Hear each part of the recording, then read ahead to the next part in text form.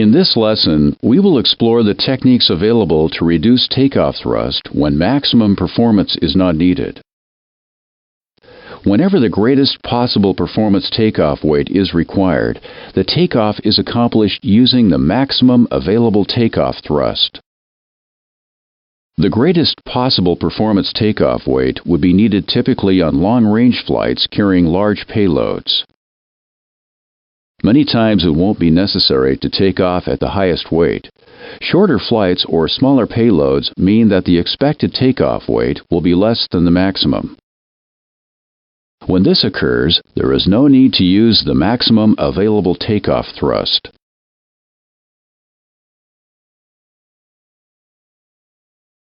The decision may be made to take off at a reduced takeoff thrust. The greatest stress on an engine occurs during takeoff. During takeoff, the internal temperatures and the RPMs are the greatest. A takeoff performed at reduced thrust will reduce this stress significantly. This means that the engine will need less maintenance and will be more reliable both in flight and for dispatch. Studies have shown that a conscientious program of reduced takeoff thrust can reduce engine part replacement costs by up to 40%. Not only will the maintenance costs be reduced, the engine reliability will be improved. Everyone benefits from a program of reduced thrust for takeoff. There are two methods of reducing takeoff thrust. The first method is called derate, and the second method is called the assumed temperature method. We'll be discussing the assumed temperature method later. Briefly, though, it's this. The existing full-rate takeoff weight data is used to determine a thrust reduction by assuming the takeoff temperature will be higher than it actually is. Higher temperatures mean lower takeoff thrust. More about this later. What we call derate is another way of operating an engine at less than its maximum thrust.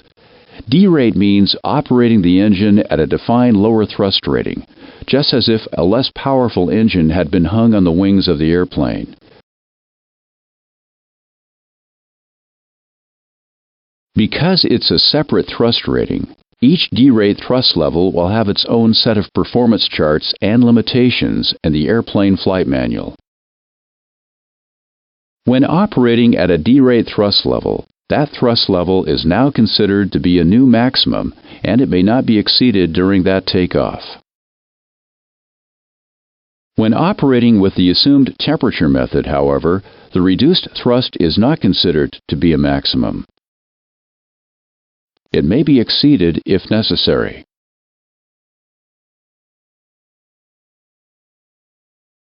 Using either method for takeoff thrust reduction means that the airplane will be operating at or closer to the FAR performance limitations.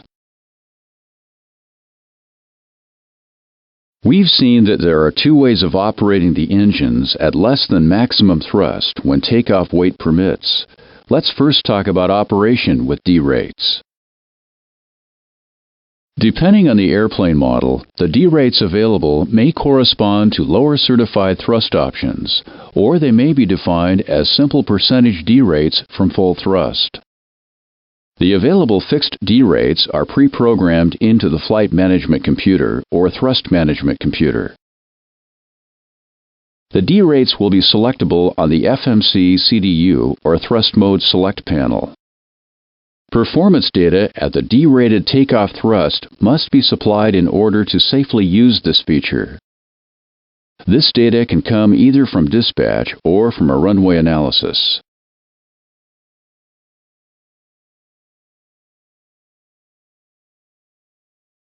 There are no operating restrictions on the use of derate. Derates may be used at any time under any circumstances, provided, of course, that the expected takeoff weight is low enough to allow the use of that lower thrust rating. In fact, there is a special circumstance when derate can be used to increase the performance limited takeoff weight. That can occur when the runway is short or when the braking performance is reduced because the runway is wet or contaminated with standing water, slush, or ice. Strange as it sounds, it's true that less thrust can offer higher takeoff weights under certain circumstances. Let's see how this works. First, when using D-rate, all the performance information is computed at the lower D-rated takeoff thrust. This includes the limiting takeoff weights and takeoff speeds, including the minimum control speeds. Under normal circumstances, this lower thrust will result in a lower fuel length limited weight, which is what you expect.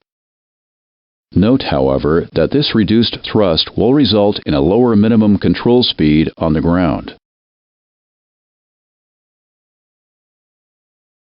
Since D-rate thrust is less than maximum thrust, there's less thrust asymmetry, and therefore the rudder can offset this lower asymmetry at a lower speed.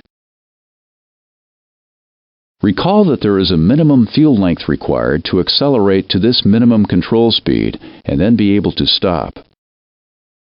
Because the minimum control speed with D-rate is lower, this minimum fuel length is reduced.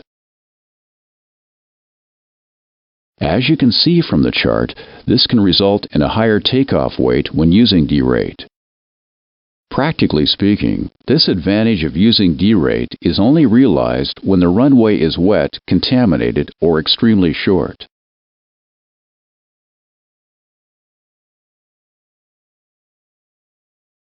Now let's take a look at how the assumed temperature method works.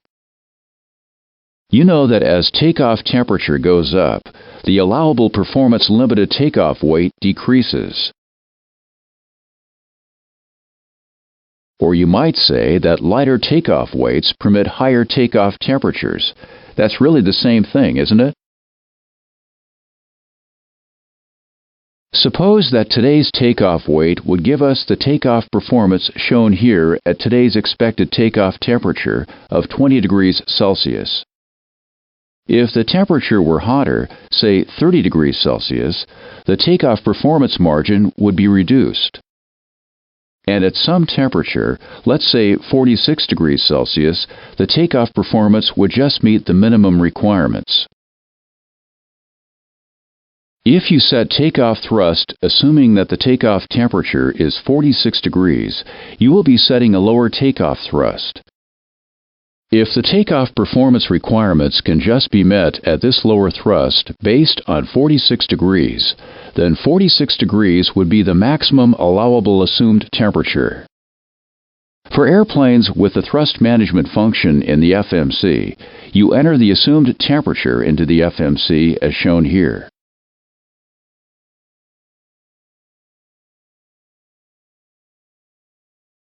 The FMC will then calculate the correct thrust setting parameter for the given conditions.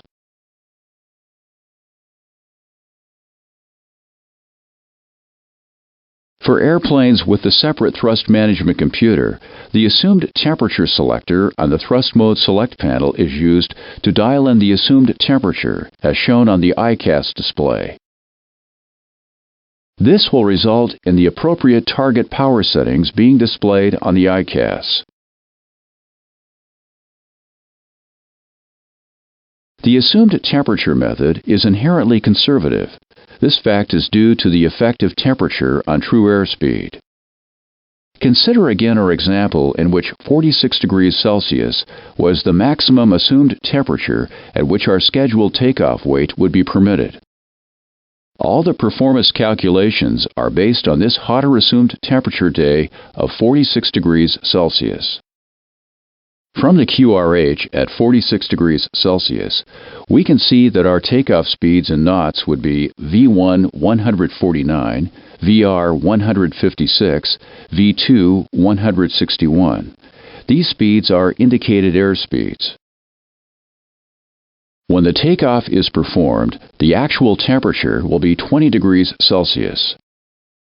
At this lower temperature, the indicated airspeeds will remain unchanged, but the actual true airspeeds will be less than the true airspeeds calculated at the assumed temperature of 46 Celsius. In this case, the speeds are about 10 knots less. Because of this relationship between indicated airspeed and true airspeed, the actual distance required to continue or to reject a takeoff would be shorter than the calculated distances.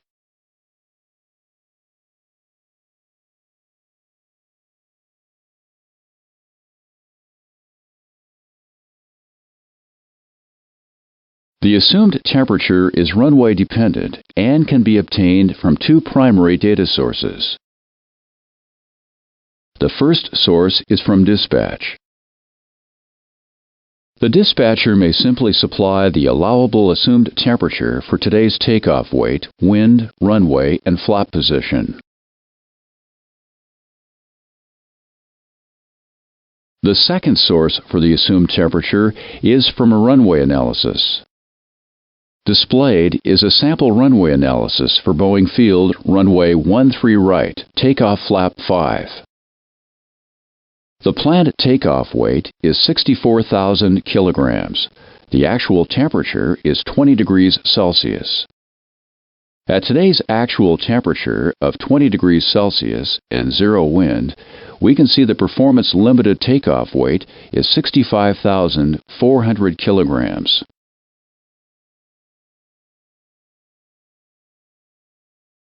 The performance-limited takeoff weight is greater than the actual takeoff weight. Therefore, reduced takeoff thrust can be used. To determine the assumed temperature, move up the climb limited and runway limited columns until the lowest weight which just equals or exceeds the actual takeoff weight is located.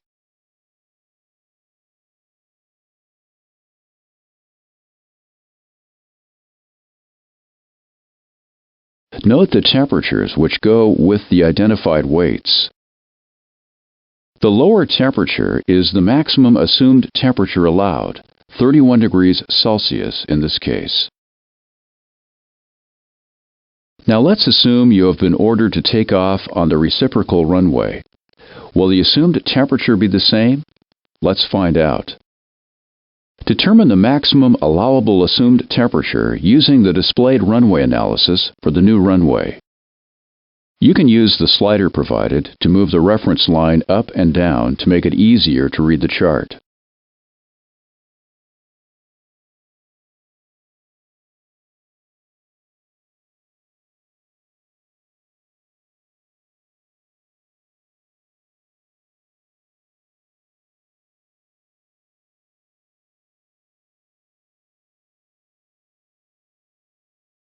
Good.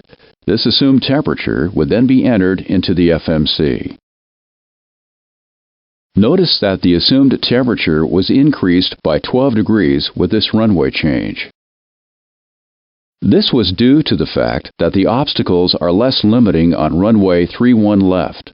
Remember, the allowable assumed temperature is dependent on the airport, runway, flap position, and wind. Next, the flight crew enters assumed temperature, or select temp, into the CDU, or thrust mode select panel. The FMC or TMC will then provide the takeoff thrust settings based on the assumed temperature you have entered.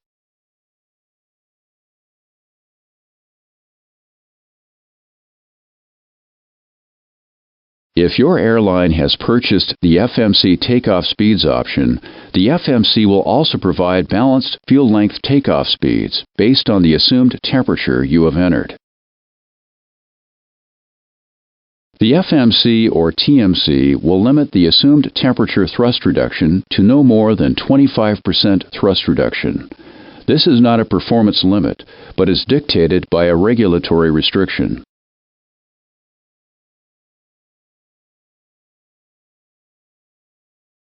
There are some FAR restrictions on the use of assumed temperature-reduced thrust. First, the thrust can be reduced by no more than 25% from the chosen thrust rating.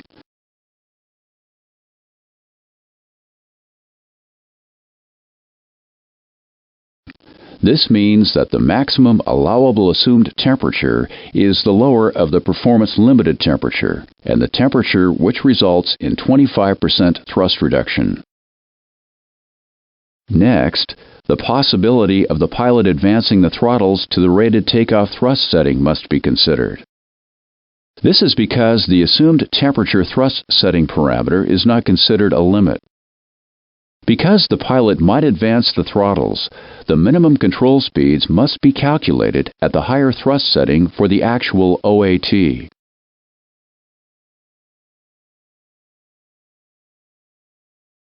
The assumed temperature method is not permitted when the runway is contaminated by standing water, ice, slush, or snow. Assumed temperature is also not permitted when dispatching with anti-skid inoperative. Use of assumed temperature is allowed on a wet runway if the airline accounts for the reduced braking performance. Finally, if assumed temperature is used regularly, periodic full thrust takeoffs must be conducted, and the event must be logged in the airplane's permanent records.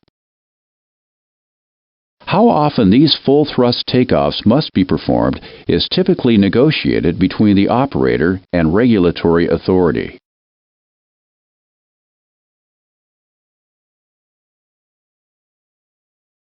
Just a little bit more information on D-rate and assumed temperature. Yes, you can combine assumed temperature with a D-rate.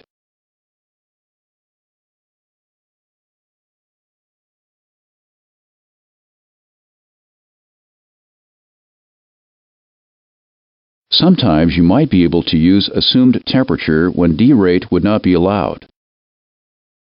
For example, suppose the scheduled takeoff weight is less than the performance limited takeoff weight at the full thrust rating, but higher than the performance limited weight at takeoff 1. In this case, D-rate would not be allowed, but the assumed temperature method could be used to achieve a small thrust reduction. And remember, it's the first bit of thrust reduction which has the greatest effect on engine reliability and maintenance costs.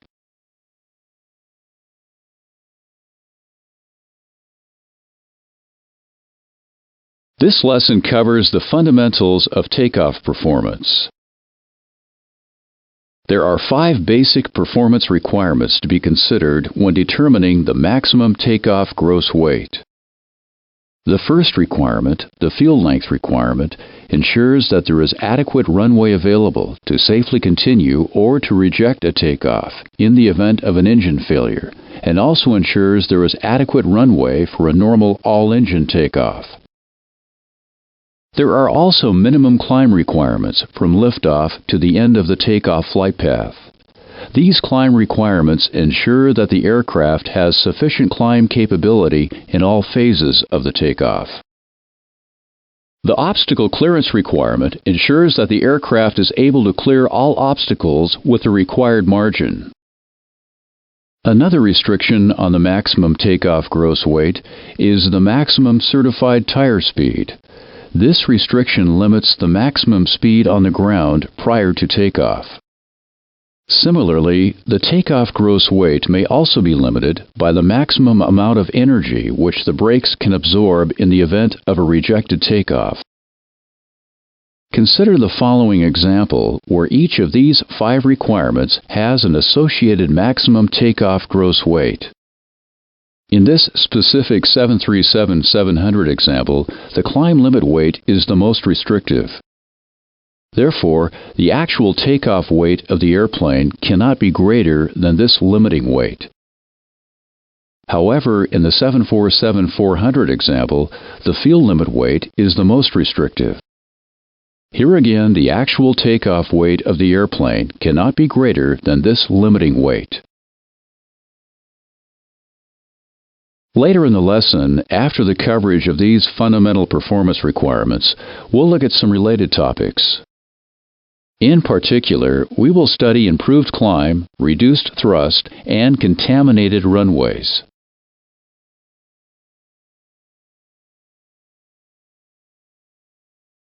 To start, we'll study the field length takeoff performance requirements.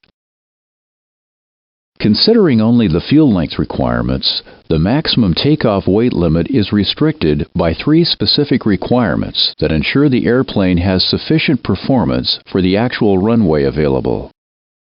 The first requirement addresses the ability to stop the airplane if an event occurs prior to the takeoff decision speed, V1, and the crew rejects the takeoff. For this case, it is assumed that maximum braking action is initiated at or before reaching the scheduled V1. At the maximum takeoff gross weight, the crew will be just able to stop the airplane within the available runway.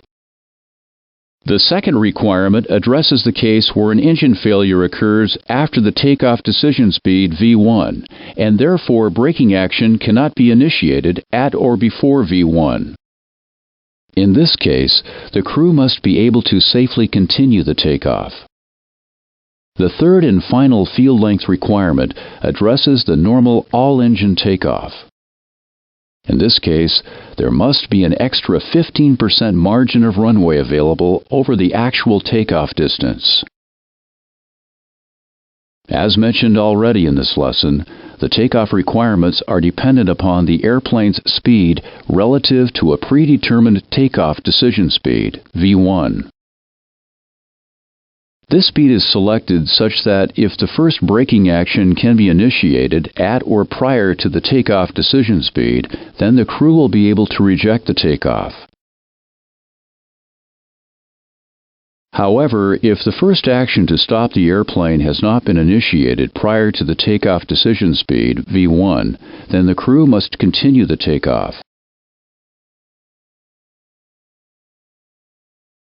Let's take a closer look at the distance required to continue the takeoff following an engine failure during the takeoff roll. We'll look at the case where the engine failure occurs too late to allow the crew to apply braking action at or before V1.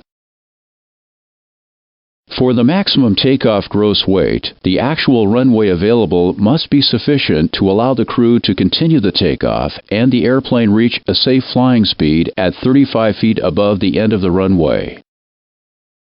This minimum safe flying speed is called the takeoff safety speed, V2, which we'll look at more closely in the next lesson.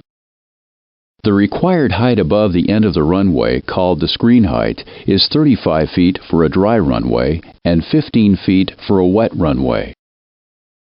In the one engine out case, the total distance from brake release to the point where the airplane is 35 feet above ground level is referred to as the one engine inoperative takeoff distance. There is a weight for which the actual runway length available equals the one engine inoperative takeoff distance. Now let's consider the case for which the airplane can be accelerated to the takeoff decision speed and stopped within the available runway. In this case, an event occurs early enough in the takeoff run that the crew can apply braking action at the takeoff decision speed V1. The event must occur prior to V1 to allow the crew to react and apply the brakes at V1. The FAA regulations account for 1 second of recognition and reaction time between the event and the crew's initial application of a braking action. The total runway required to accelerate to V1, apply braking without reverse thrust, and bring the airplane to a stop is called the accelerate stop distance. There is a weight for which the actual runway available equals the accelerate stop distance. The third field length requirement addresses the all engines operating takeoff. Remember that the takeoff distance is measured from brake release to the point where the airplane is 35 feet above the runway. For the all-engine takeoff, the airplane speed at this point will be greater than the minimum safe flying speed, V2. The requirement states that the available runway must be at least 15% greater than the all-engine takeoff distance. There is a weight for which the actual runway length available equals the required distance for the all-engine takeoff.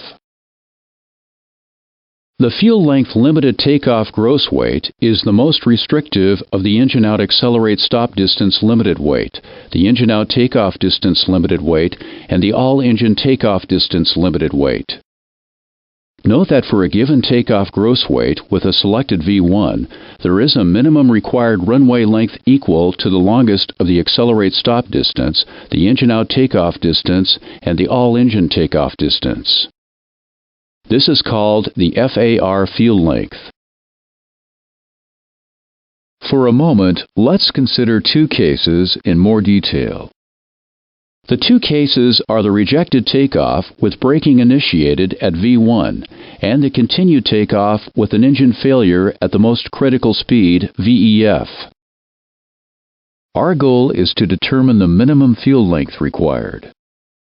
As you'll see, the required fuel length depends heavily upon the selection of the takeoff decision speed, V1. If the airplane loses an engine at a very low V1, the crew can stop the airplane within a short amount of runway, but would require considerably more runway to accelerate to the minimum safe flying speed, V2. At this V1, the required fuel length is the engine out takeoff distance. On the other hand, with a high takeoff decision speed, the crew could complete the acceleration to V2 within a relatively short distance, but would require much more runway to come to a stop. Therefore, at this V1, the required fuel length is the accelerate stop distance. The green line shows how the engine out takeoff distance changes with V1. The red line shows how the accelerate stop distance changes with V1. And the yellow line indicates the required fuel length. So at this takeoff weight, the absolute minimum required fuel length occurs at the intersection of the accelerate stop and the engine out takeoff distance lines.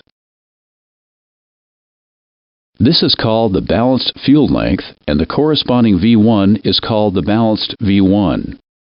Notice that for the minimum required fuel length, the accelerate stop distance and engine out takeoff distance are equal.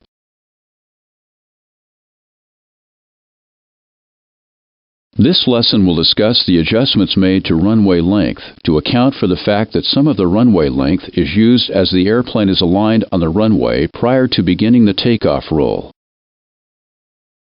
These adjustments are referred to as lineup corrections or lineup allowances. Lineup corrections may be made when computing takeoff performance anytime the access to the runway does not permit positioning of the airplane at the runway threshold. For example, runways that require a 90-degree turn-on may require a lineup adjustment. However, no adjustments are required when the airplane can be aligned with the center line at the runway threshold. This could occur on runways with ample turning aprons. Accounting for runway lineup distances will reduce the available runway length and the fuel length limit takeoff weight. The actual runway length is reduced by the distance required to align the airplane on the center line of the runway. The minimum lineup allowances assume that the airplane is positioned as closely as possible to the runway threshold. During positioning, the airplane's landing gear may never be closer to the edge of the runway than the minimum edge safety distance. The minimum edge safety distance is 10 feet for 727 and 737 aircraft, and for other Boeing aircraft, it is 15 feet. The adjustment to the takeoff distance available is made separately from the adjustment to the accelerate stop distance available. The lineup adjustment to the takeoff distance available is the distance from the main gear to the runway threshold because the end of the FAR fuel length is marked where the main landing gear are 35 feet above the runway surface. On the other hand, the accelerate stop distance adjustment is the distance from the nose gear to the runway threshold because the airplane must come to a complete stop with the nose gear still on the runway. Operators can minimize the impact of runway alignment accountability by using separate takeoff distance and accelerate stop distance adjustments. JAA operators are required to account for any necessary lineup adjustments. When determining a runway lineup allowance, the characteristics for each airplane model should be used. There is a chart for the actual values available for each airplane in the Takeoff Safety Training Aid.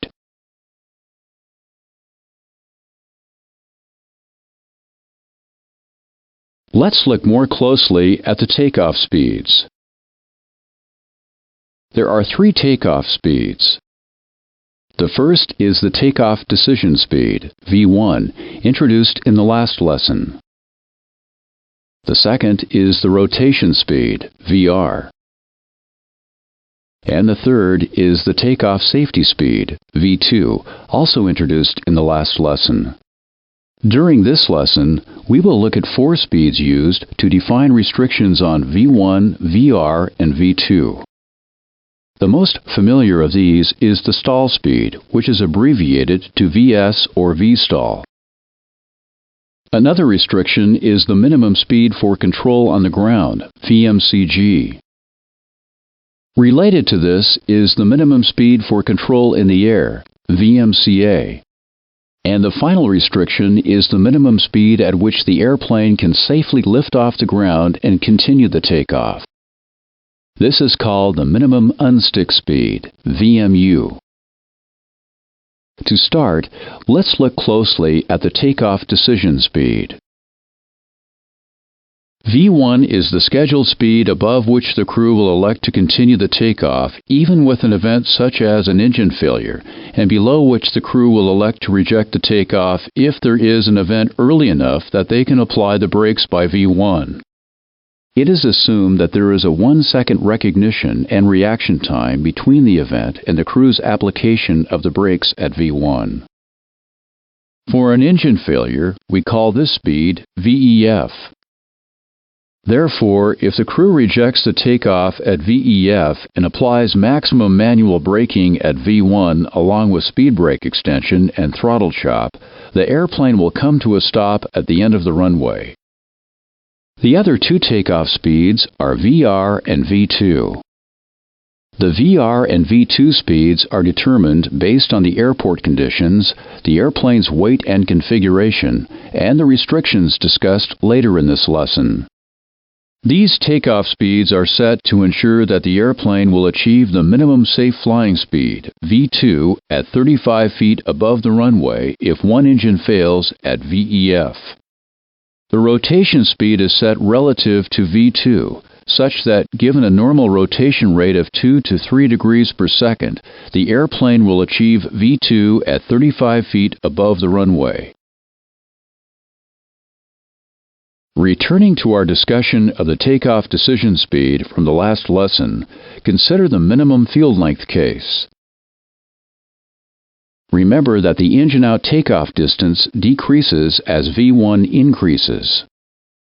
This is due to the fact that the airplane accelerates to a higher speed on full thrust before losing one engine.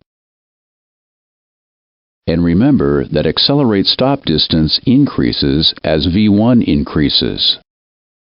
This is due to the higher speed from which the airplane must be stopped and the extra runway used during the all-engine acceleration. The actual field length must be at least as long as the minimum field length, which is the point where the 2 distances are equal. Because the takeoff distance and the stopping distance are equal, this field length is called the balanced field length. If the actual runway available is equal to the balanced field length, the only allowable takeoff decision speed, V1, is referred to as the balanced V1. If the actual runway available is longer than the balanced fuel length, then there is a range of V1 available. Selecting a V1 other than the balanced V1 is called unbalancing. Unbalancing may be used to increase a VMCG limited takeoff weight or a brake energy limited takeoff weight. Increasing V1 can be used to increase V1 above the minimum control speed. The minimum control speed will be described in the next section. On the other hand, decreasing V1 can be used to reduce V1 below the maximum brake energy speed. This limitation is also described in an upcoming lesson. Even with a range of V1 available, there is an absolute upper and lower bound on the takeoff decision speed, V1. The upper bound on V1 is the rotation speed, because no takeoff may be rejected after rotation. The lower bound on V1 is set by the minimum speed for control on the ground, VMCG. The minimum allowable decision speed, V1 MCG, is the V1 which corresponds to an engine failure at VMCG. The definition of VMCG assumes that only aerodynamic control is available. The speed is computed assuming that there is no differential braking and no credit is assumed for nose wheel steering. The crew must be able to arrest any lateral motion within 30 feet of the runway centerline in the event of an engine failure using only aerodynamic controls.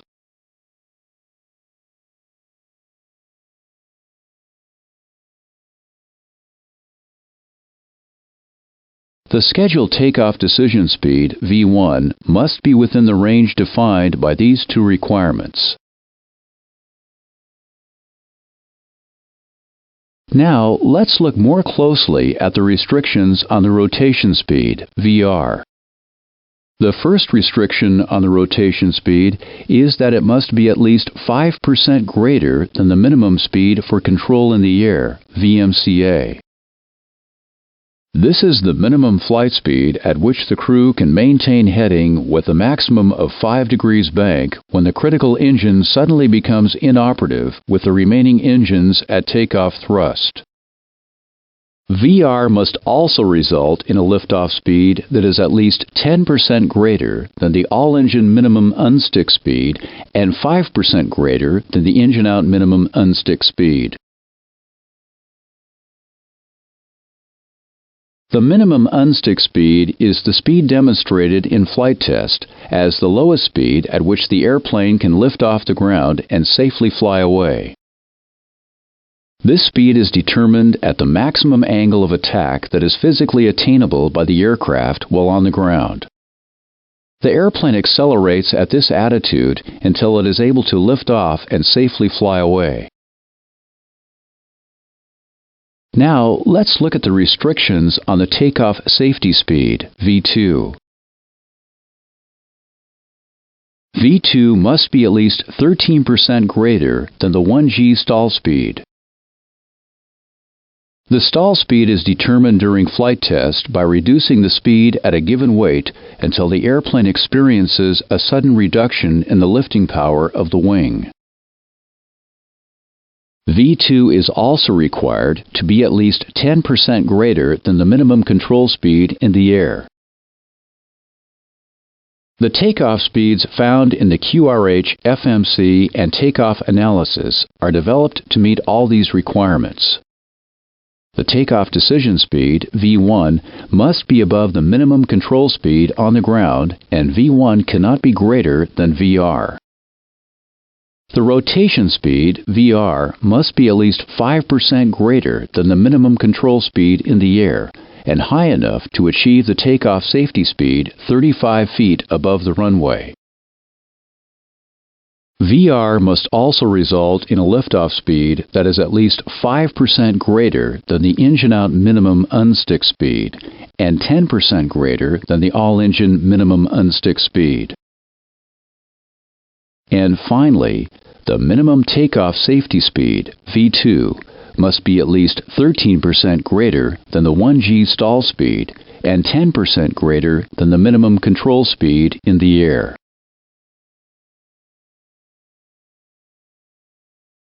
This lesson covers the takeoff climb performance requirements. The takeoff flight path begins at liftoff and extends to at least 1,500 feet above the runway. There are engine-out climb capability requirements in each of 4 segments. The climb limited weight is calculated at 0 wind conditions. The first segment begins at liftoff and is completed when the gear is fully retracted. The second segment is from the gear up point until the airplane reaches the target level-off height. The third segment covers the level flight acceleration and flap retraction. The final segment begins when the flaps have been retracted and the airplane has accelerated to the engine-out final climb speed. To start, let's first define climb gradient. The climb gradient is the ratio of the increase in altitude to the horizontal distance.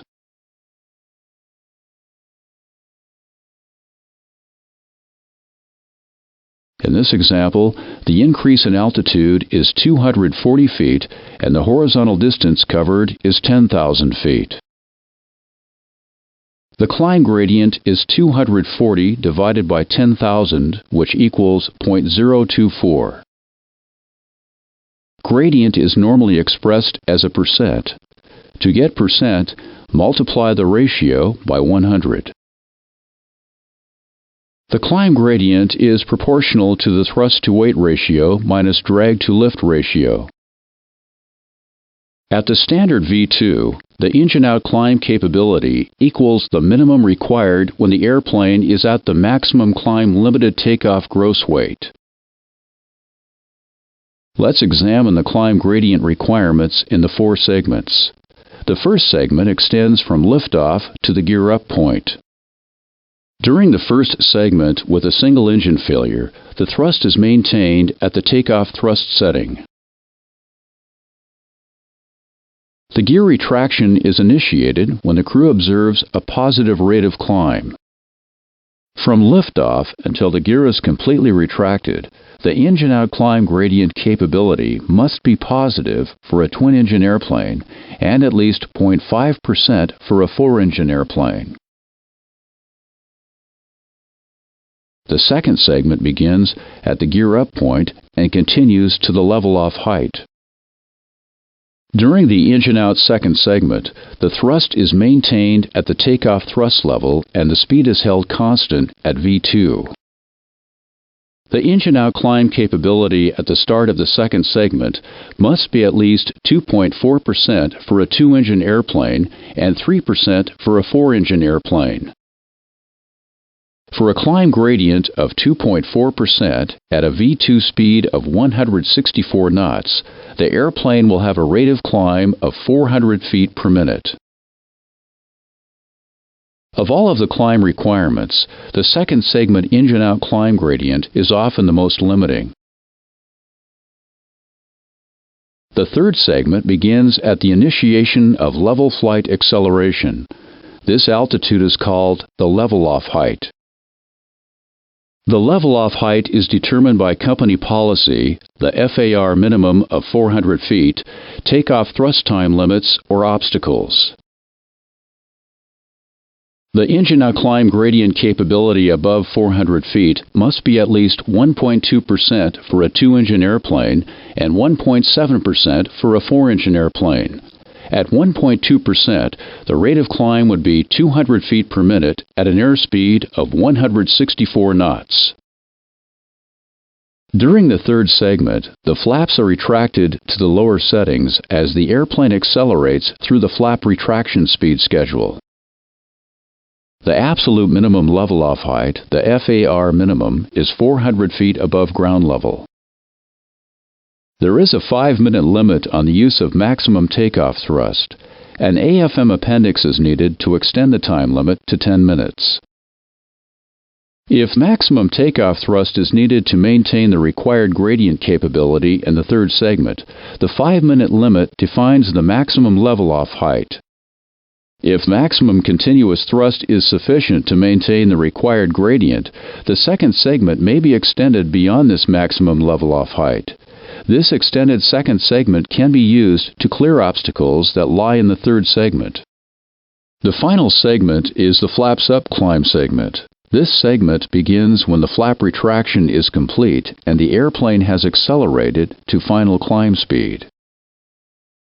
The thrust is set to maximum continuous thrust, MCT. The minimum engine-out climb gradient capability is 1.2% in this segment for a 2-engine airplane and 1.7% for a 4-engine airplane. The final segment and the takeoff flight path is complete when all obstacles have been cleared or the airplane has reached a minimum of 1,500 feet above the airport elevation. Any of the climb requirements may limit the maximum takeoff gross weight. If a requirement cannot be met, the takeoff weight must be reduced until the airplane climb performance meets the climb requirements. This lesson covers obstacle clearance requirements. The FAA regulations state that the airplane must clear all obstacles that lie within 200 feet horizontally while in the airport boundaries, or within 300 feet horizontally after passing the airport boundaries. The ICAO regulations require that all obstacles within an increasingly wide splay be considered. To begin, let's define the terms gross flight path and net flight path. The gross flight path represents the actual engine-out performance capability of the airplane. There is a net-to-gross difference of 0.8% for a 2-engine airplane and 1% for a 4-engine airplane. The net flight path must clear all obstacles by at least 35 feet. Let's look at the flight profile for an obstacle in the first or second segment. The net flight path clears the obstacle by 35 feet. The gross flight path gradient is greater than the net flight path gradient by the net-to-gross difference. This means that actual clearance increases with distance. If there is more than one obstacle, the critical flight path is the one associated with the most limiting obstacle. Let's consider obstacles in the third segment.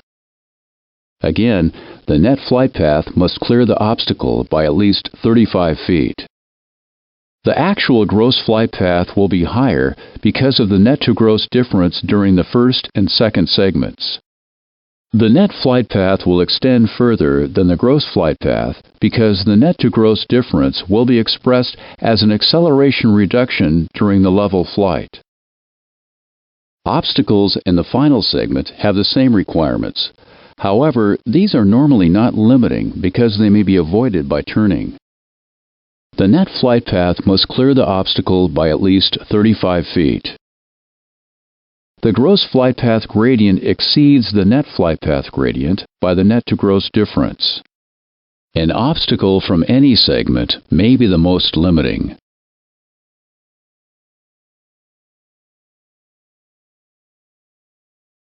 This lesson covers the maximum tire speed limitation and the maximum brake energy limitation.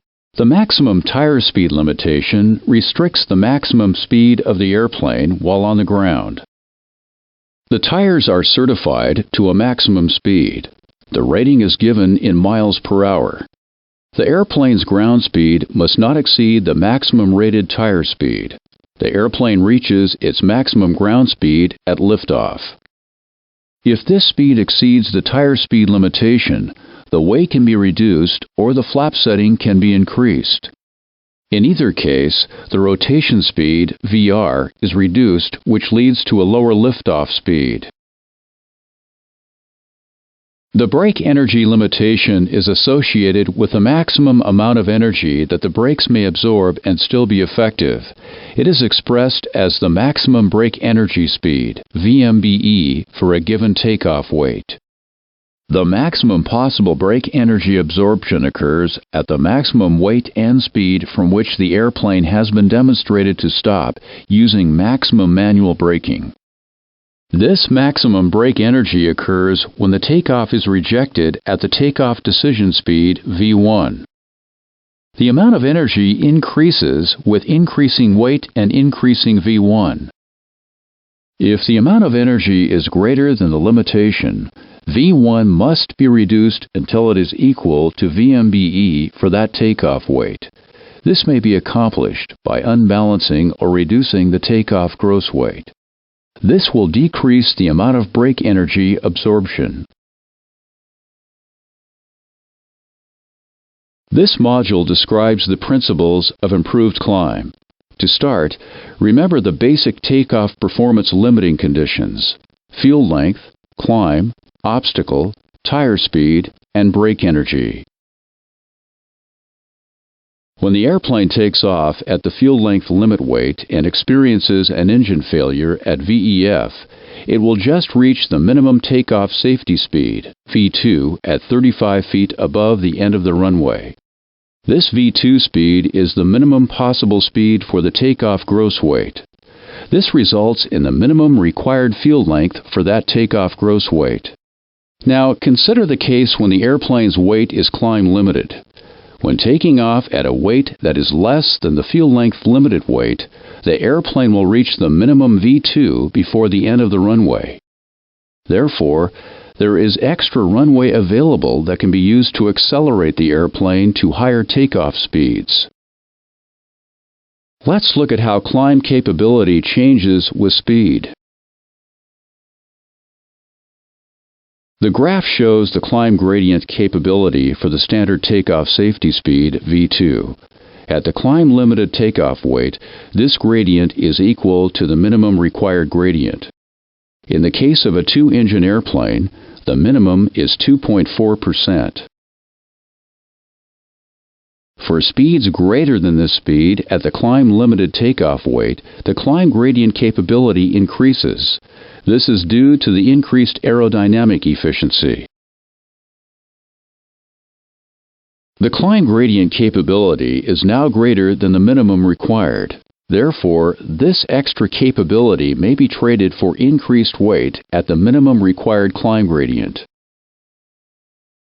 However, at the higher weight, the overall climb gradient capability is reduced.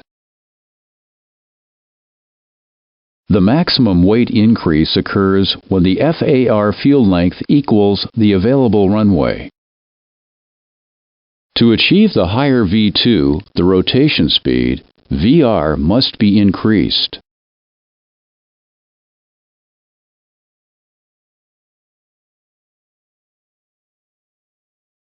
Because of the increased weight, the V1 speed must be increased to ensure that if an engine fails at the critical speed, the airplane has sufficient speed to continue the takeoff. Because these takeoff speeds are higher than the standard takeoff speeds for the improved climb weight, the takeoff speeds in the FMC and QRH are not applicable. The takeoff speeds must come from a takeoff analysis or from dispatch. With improved climb, there is an increased chance of being limited by brake energy or tire speed limitations. V1 must not exceed the maximum brake energy speed, and the liftoff speed must not exceed the tire speed limit. Another benefit of improved climb is the possibility of increasing an obstacle-limited takeoff weight. The increased climb performance may be used to increase climb gradient or takeoff gross weight. In the case of obstacle clearance with improved climb, part of the increased performance is used to increase climb gradient and part is used to increase takeoff gross weight. The portion of the increased climb performance that must be used to increase climb gradient depends upon the distance of the obstacle. The extra climb performance is due to the increased speed.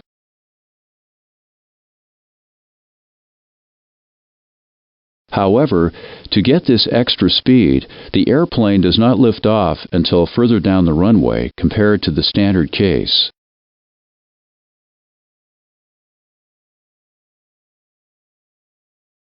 To start, consider an obstacle that is very distant from the end of the runway. The extra climb performance will be traded for increased weight as described in the previous improved climb section. However, because the airplane lifts off further down the runway, the obstacle is closer to the liftoff point. Therefore, the airplane will need to climb at a higher gradient to clear the obstacle. In the case of a distant obstacle, This increase in the necessary climb gradient is relatively small, and most of the improved climb capability can be used to increase the maximum takeoff gross weight. Consider an obstacle that is close to the end of the runway. In this case, the increase in the necessary climb gradient is much larger. Therefore, out of the available extra climb capability due to improved climb, most of it must be used to increase the climb gradient.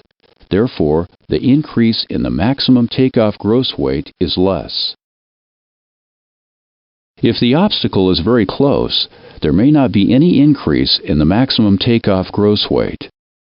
Each obstacle clearance problem must be analyzed individually to determine whether improved climb would be helpful.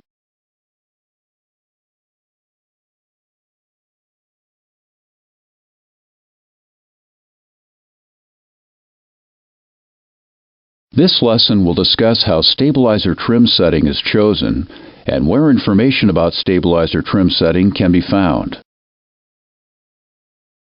Stabilizer takeoff trim setting is chosen to meet several different requirements. Stabilizer setting is chosen to produce desired column forces during the takeoff rotation.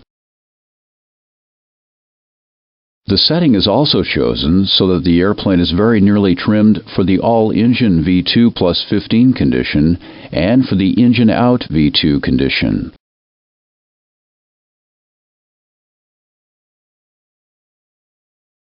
Stabilizer trim setting for takeoff is presented in your Quick Reference Handbook. Trim setting may depend on combinations of airplane weight, center of gravity, flap setting, and takeoff D-rate for different Boeing models. For example, to find takeoff stabilizer trim setting for the 737, find the correct table for your takeoff flap. Enter the table with your anticipated brake release weight and the takeoff center of gravity. Read the required stabilizer trim units. This information is the same that you will find on your takeoff reference page of the FMC if you enter the same reference conditions. Stabilizer trim settings are valid for assumed temperature reduced thrust and for improved climb takeoff, but may vary with takeoff D-rates.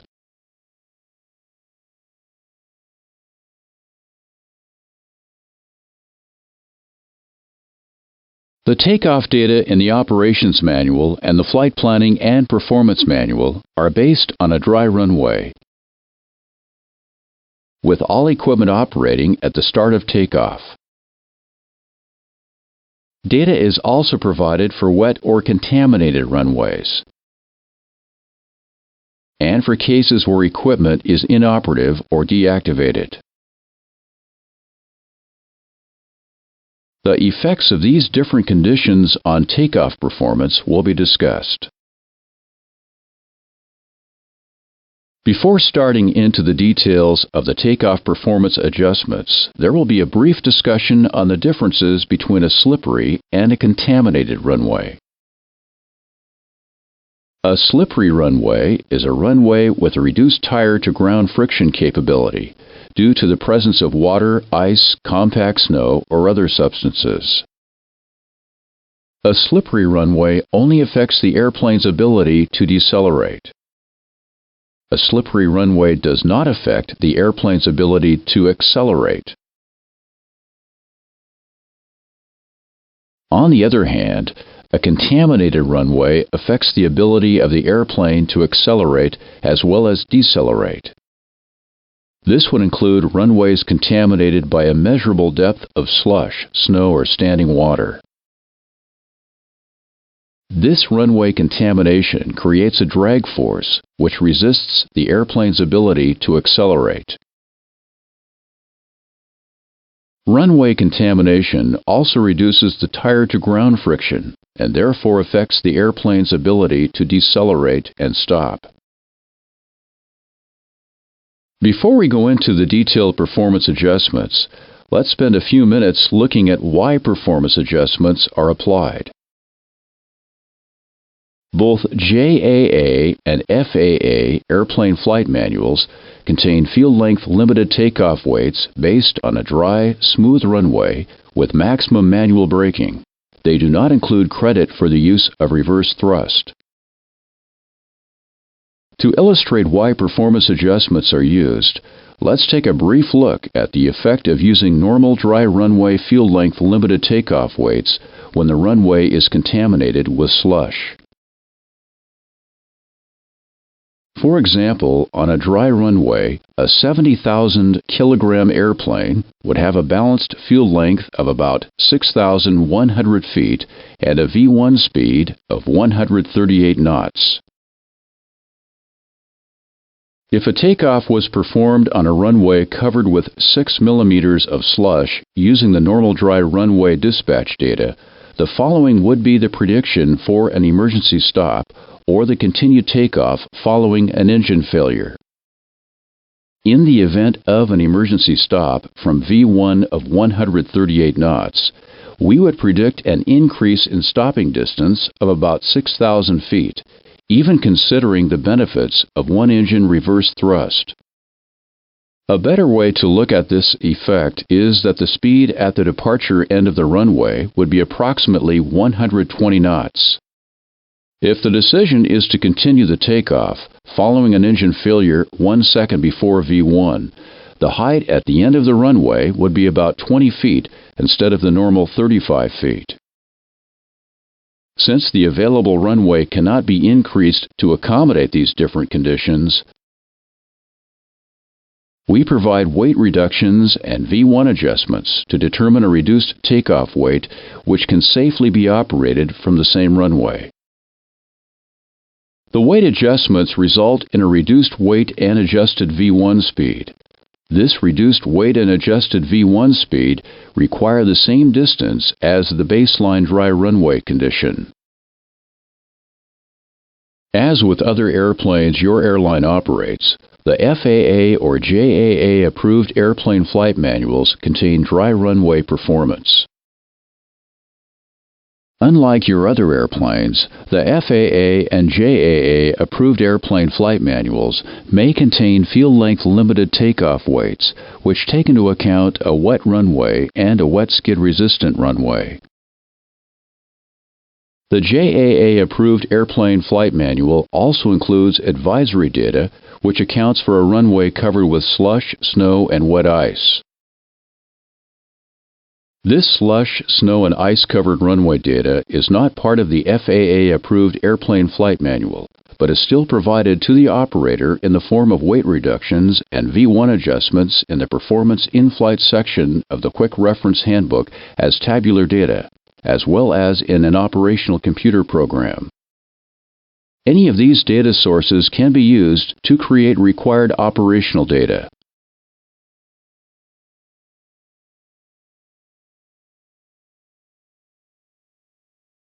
As discussed earlier, the dry runway fuel-length limited weight performance is based on the longer of the all-engine accelerate go distance to 35 feet plus 15%, or the engine inoperative accelerate go distance to 35 feet, or the accelerate stop distance, assuming a maximum effort stop on a dry runway with no credit for reverse thrust. If the runway is wet, not dry, and the dry runway performance weight and V1 speed is used, the following would be the result.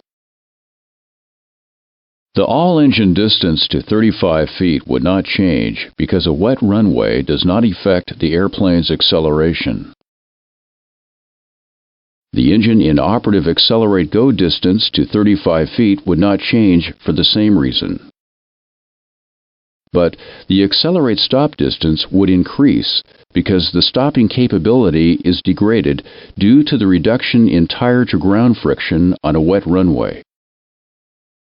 As we can see on the graphic, if the airplane flight manual dry runway limited weight and V1 speed are used on a wet runway, the airplane may not have the ability to stop on the runway. In the airplane flight manual calculations for wet runway, we are allowed to use different assumptions in computing the performance. The wet runway engine inoperative accelerate go distance is computed based on a reduced screen height of 15 feet. As mentioned before, the accelerate stop distance required is increased due to the reduction of tire-to-ground friction on a wet runway surface. But the airplane flight manual wet runway stopping performance takes credit for reverse thrust on one engine.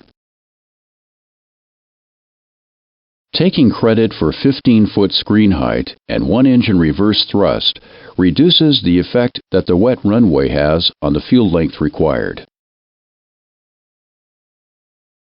To further reduce the effect of wet runway takeoff performance, the calculation rebalances go and stop to obtain a new lower wet runway V1 speed.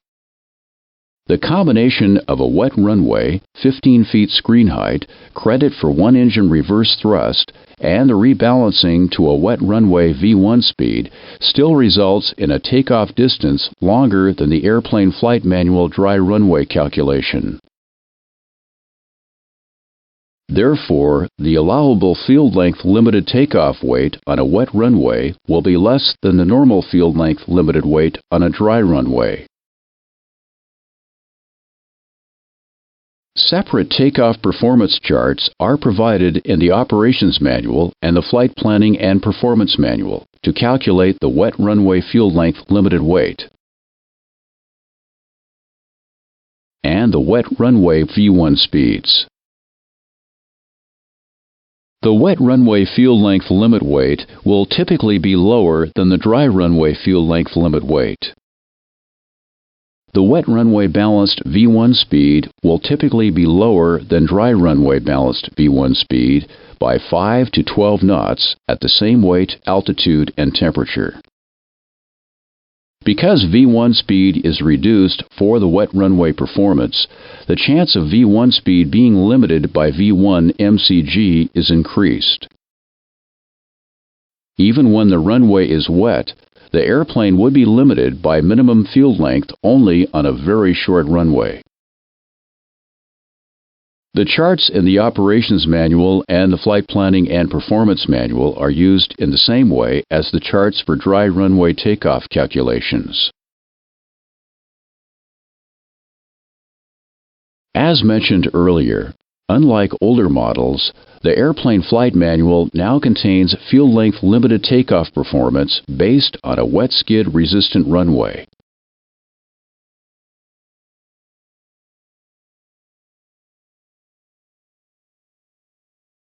A wet skid resistant runway is commonly known as a wet grooved or a porous friction coarse runway.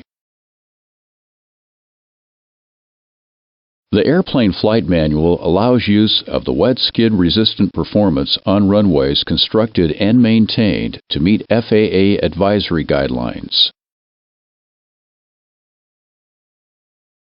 Separate takeoff performance charts are provided in the Operations Manual and the Flight Planning and Performance Manual to calculate the wet skid resistant field length limited weight and the wet skid resistant V1 speeds. The wet skid resistant runway field length limit weight is typically lower than the dry runway field length limit weight by less than 1,000 kilograms. In fact, in many cases, there will not be any weight reduction due to this wet skid resistant performance. This is particularly true at low altitudes and normal temperatures. The wet skid resistant balanced V1 speed will typically be less than dry runway balanced V1 speed by 4 to 8 knots. Because V1 speed is reduced with the wet skid resistant runway performance, the chance of V1 speed being limited by V1 MCG is increased. Even when the runway is a wet skid resistant runway, the airplane would be limited by minimum field length only on a very, very short runway. The charts in the Operations Manual and the Flight Planning and Performance Manual are used in the same way as the charts for dry runway takeoff calculations.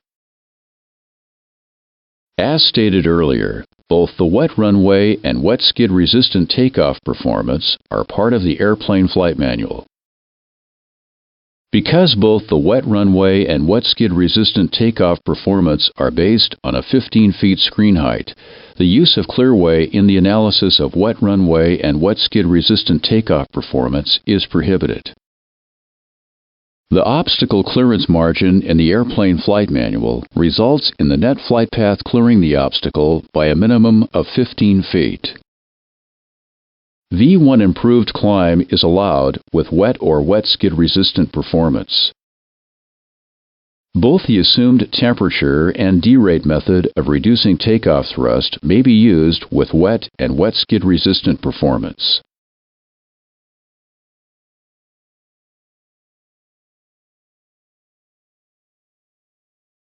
As with the wet runway data, an airplane dispatched assuming a dry runway but operating on a slippery runway would not have the ability to stop within the normal dry runway distances.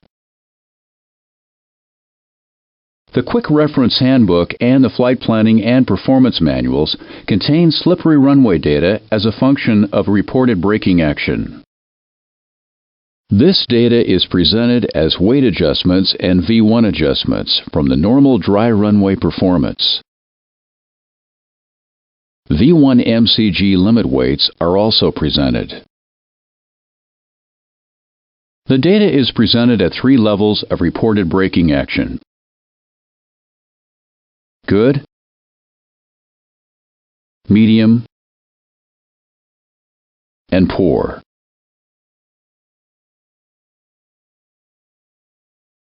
This reported braking action is based upon subjective evaluation of actual braking performance as reported by flight crews. Good is a performance level that is comparable to a wet runway and has also been used in JAA certifications for compact snow. Poor is a performance level that is used in JAA certifications for wet melting ice. Boeing does not correlate the airplane's performance to the runway friction measured by the runway friction measuring vehicles. The use of this slippery runway data is the same whether the data comes from the Operations Manual Performance In-Flight section or the Flight Planning and Performance Manual. There are 2 data adjustments plus V1 MCG limit weight information provided. The data adjustments are to takeoff weight and V1 speed. These adjustments represent how much the takeoff weight must be reduced and the V1 adjusted so that the distance required for accelerate go and accelerate stop does not change. To minimize the weight adjustment, the screen height above the end of the runway is reduced from 35 to 15 feet, and credit for one engine at reverse thrust is assumed during the stop calculation.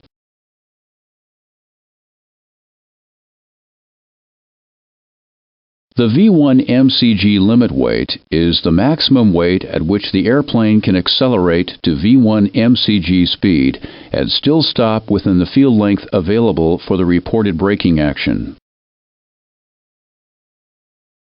An example will be used to show how slippery runway data adjustments are applied.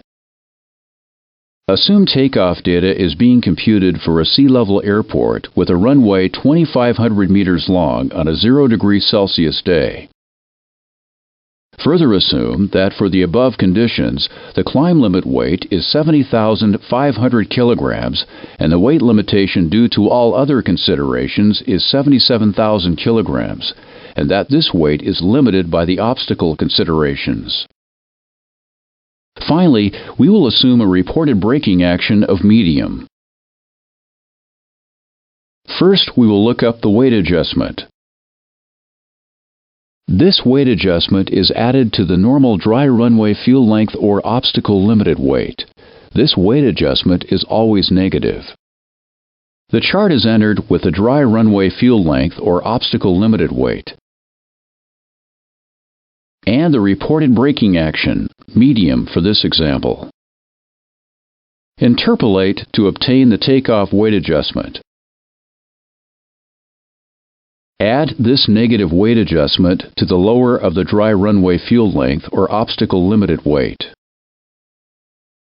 Next, we need to determine the V1 MCG limited weight and compare it to the obstacle or runway limited weight just determined.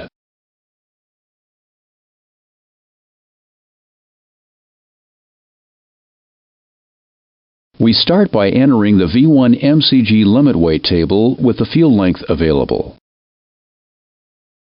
Go across to the column which lists the pressure altitude and reported braking action and determine the V1 MCG limit weight. In this example, the V1 MCG limit weight would exceed 88,700 kilograms, the highest value in the table.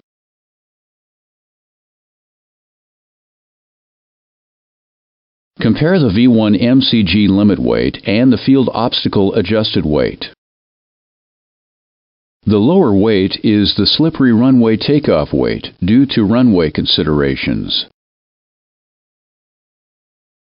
In this case, the V1 MCG limited weight is not limiting.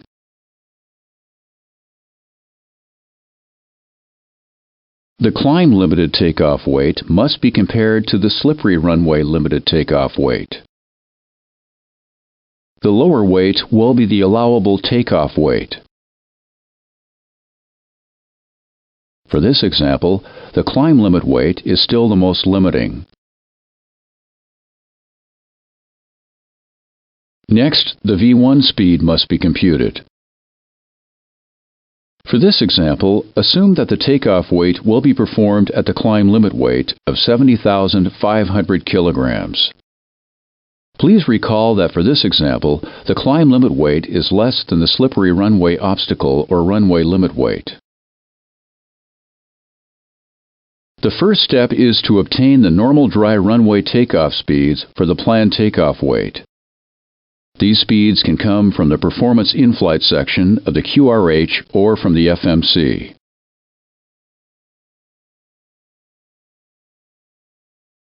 Next, enter the V1 adjustment chart at the actual weight, pressure altitude, and reported braking action.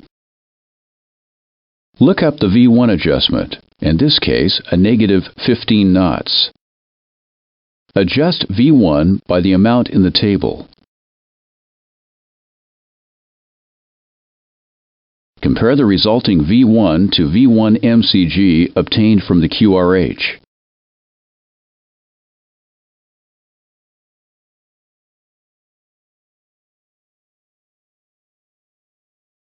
If the resulting V1 is less than V1 MCG, set V1 to V1 MCG. In our example, no adjustment is required. Finally, the slippery runway V1 would be entered into the FMC. The slippery runway takeoff weight and V1 speed computed using the described method will result in the same takeoff distance as required by the original dry runway weight.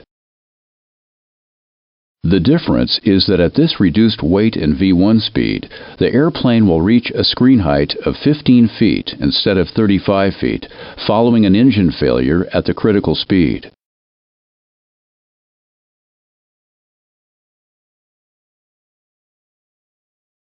The airplane should also be able to stop on a slippery runway with reduced braking action if maximum manual braking and at least one engine reverse thrust is used. Notice that the weight and V1 adjustments are much larger at reported braking actions of poor. The slippery runway adjustments are valid for all flap settings.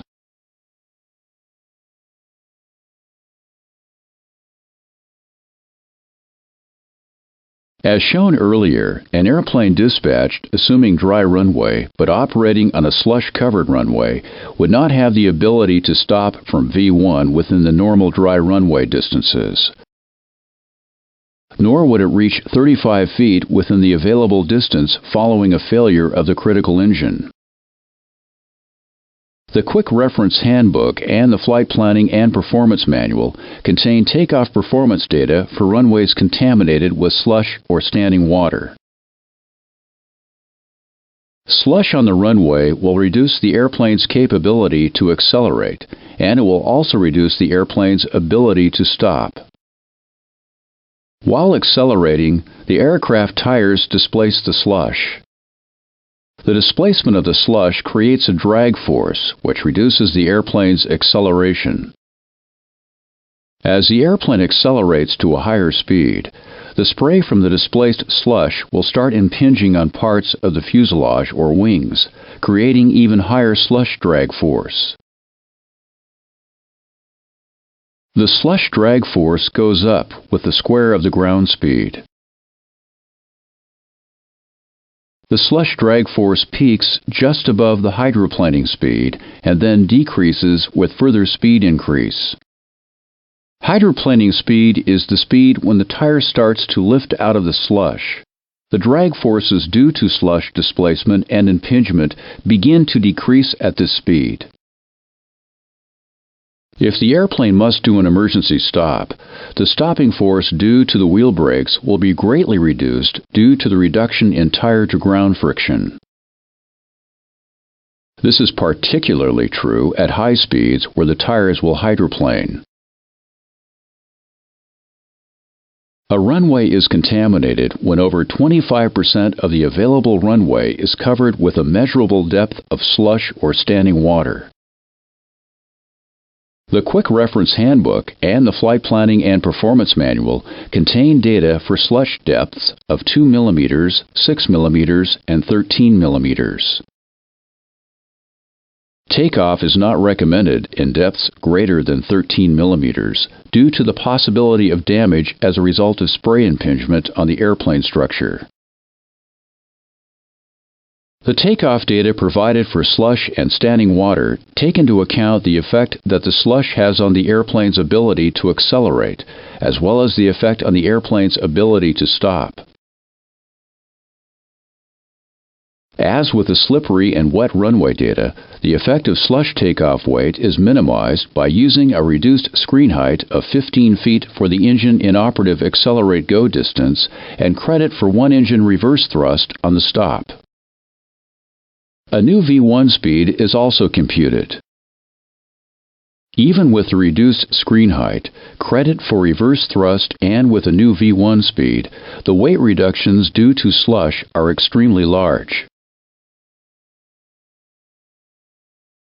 The slush and standing water data is presented in the Quick Reference Handbook and the Flight Planning and Performance Manual in the Performance In-Flight section. It is in the same format as the slippery runway data. There are 2 data adjustments plus V1 MCG limit weight information provided. The data adjustments are for takeoff weight and the V1 speed. These adjustments represent how much the takeoff weight must be reduced and V1 adjusted so that the distance required for accelerate go and accelerate stop will not change. As mentioned previously, to minimize the weight reduction, the screen height above the end of the runway is reduced from 35 to 15 feet, and credit for 1 engine at reverse thrust is assumed during the stop calculation.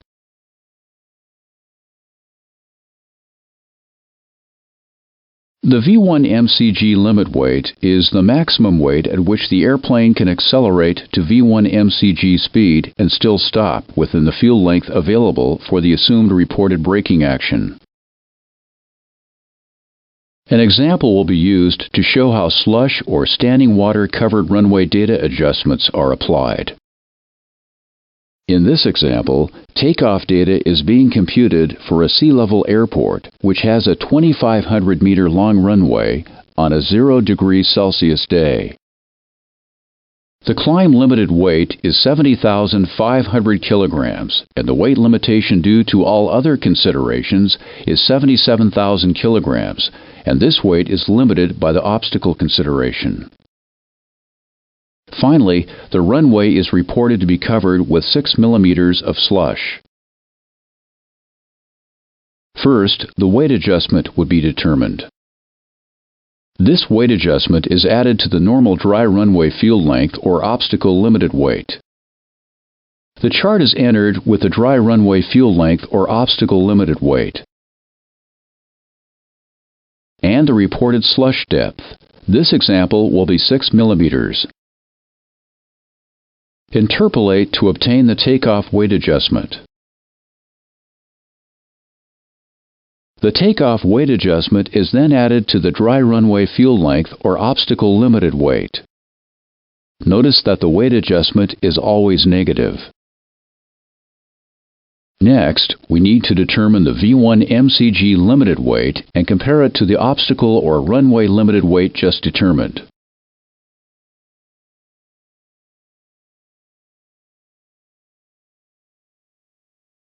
We start by entering the V1 MCG limit weight table with the field length available.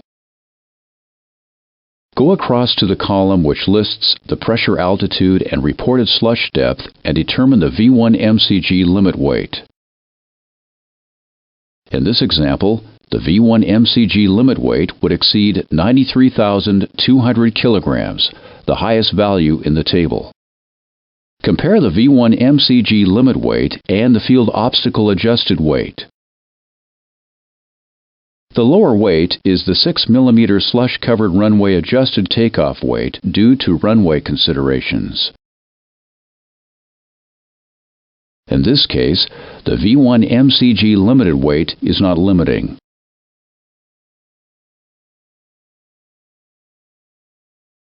The climb limited weight must be compared to the adjusted contaminated runway limited takeoff weight. The lower value will be the maximum allowable takeoff weight. For this example, the slush-covered runway weight is limiting. Next, the V1 speed must be computed. For this example, the takeoff will be performed at the 6 mm slush-covered runway weight of 66,200 kilograms.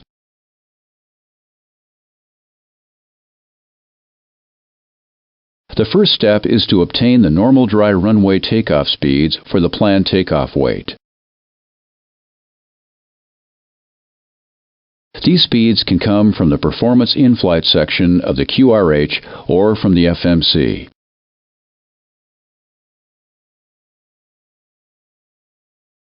Next, enter the V1 adjustment chart at the weight, pressure altitude, and reported runway condition. Look up the V1 adjustment, in this case a negative 13 knots. Adjust V1 by the amount in the table. Compare the resulting V1 to V1 MCG obtained from the QRH.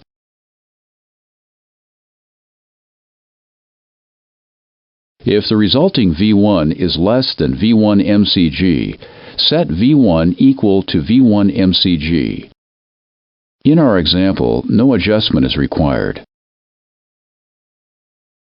Finally, the 6 mm slush-covered runway V1 would be entered into the FMC. The slush-covered runway takeoff weight and V1 speed computed using the described method will result in the same takeoff distance as required by the original dry runway weight. The difference is, at this reduced weight and V1 speed, the airplane will reach a screen height of 15, not 35 feet, following an engine failure at the critical speed.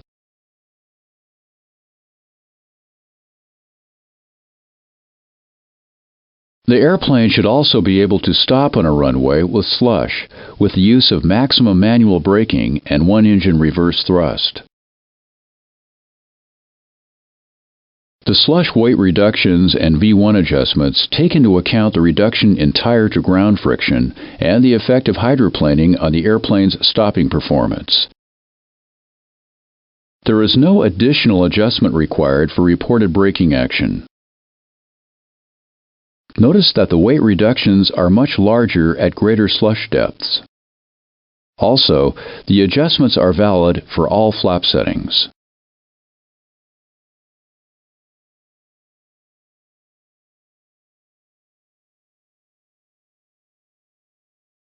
There are some other considerations on the use of the performance adjustments provided in the Quick Reference Handbook and the Flight Planning and Performance Manual for a slippery or slush-covered runway. As stated many times, the slippery or slush-covered runway performance adjustments are based on a 15-foot screen height. If the slippery or slush-covered runway performance adjustments are applied to dry runway, field length limit weight, which takes credit for clearway, height over the end of the runway following an engine failure at the critical point, will be lower than 15 feet. In fact, the height over the end of the runway could be as low as 0 at the liftoff end of the runway. Assumed temperature reduced thrust is not allowed on a runway contaminated with slush, standing water, ice, or snow. Assumed temperature reduced thrust is allowed on a wet runway if suitable performance is scheduled to account for the increased stopping distance. Derate is allowed on a contaminated or wet runway.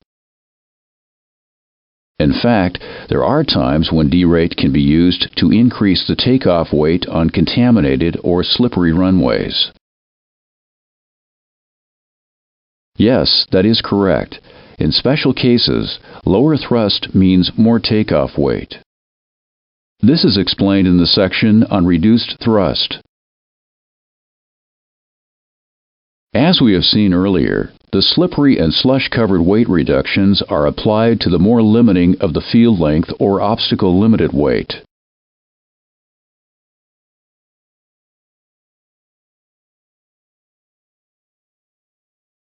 This weight reduction, along with the associated V1 adjustment, results in the reduced weight, taking the same engine-out continued takeoff distance to reach 15 feet as the original dry runway weight took to reach 35 feet.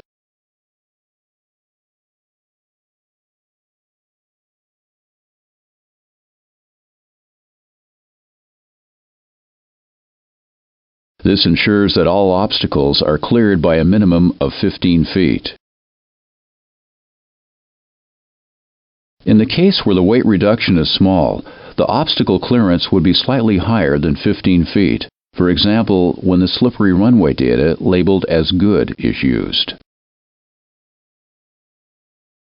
In the case where the weight reduction is large, the obstacle clearance would be much higher than 15 feet because of the higher climb gradient capability at a lower weight, for example, when the slush-covered runway data is used.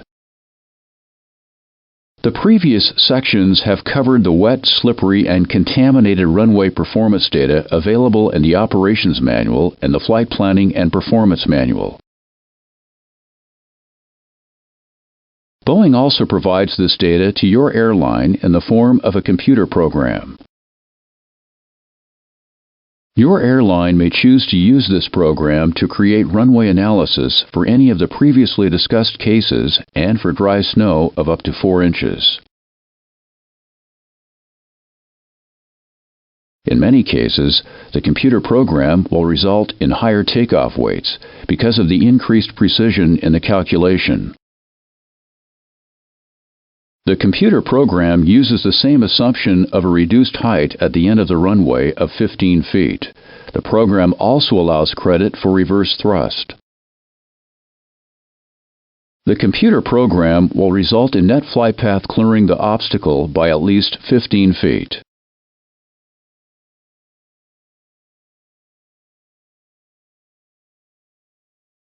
The normal airplane performance presented in the Airplane Flight Manual, Operations Manual, and Flight Planning and Performance Manual is based on the assumption that all equipment is operating normally. There may be occasions when the airplane has inoperative or missing equipment. In these cases, the airplane can be dispatched under the guidelines of the Minimum Equipment List or the Configuration Deviation List. The Master MEL provides authorization for the operation of the airplane with inoperative equipment. The CDL provides authorization for the operation of the airplane with missing external items. There are many items in the MEL and CDL which affect the airplane's performance. In this section, two items which affect the airplane's field length and obstacle performance will be discussed. The first item is anti-skid inoperative. The second item is one-thrust reverser inoperative. If the anti-skid is inoperative or deactivated per the MEL, the airplane's wheel braking performance will be greatly reduced. This is because the normal anti-skid protection is not available. This reduction in wheel braking capability can be accounted for by computing new takeoff data based on anti-skid inoperative. Another option is to apply a simple conservative weight reduction and V1 adjustment provided in the QRH. This simple weight reduction and V1 adjustment is found in the text section of the Performance in-flight section of the QRH. The following example will show how the anti-skid inoperative data adjustments are applied. Assume takeoff data is being computed for a sea-level airport with a runway 2,500 meters long on a 0 degrees Celsius day. The climb limit weight is 70,500 kilograms. The weight limitation due to all other considerations is 77,000 kilograms, and that weight is limited by the obstacle considerations. Finally, the anti-skid is inoperative.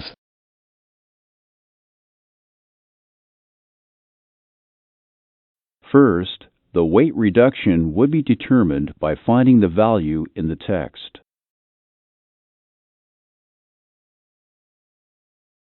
Reduce the normal dry runway or obstacle limited weight by the value from the text. The weight reduction for your configuration could be larger or smaller than the example we are using here.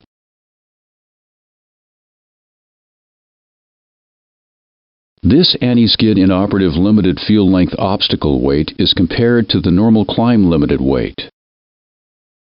The allowable takeoff weight is the lower value of 70,400 kilograms. Next, the V1 speed must be adjusted.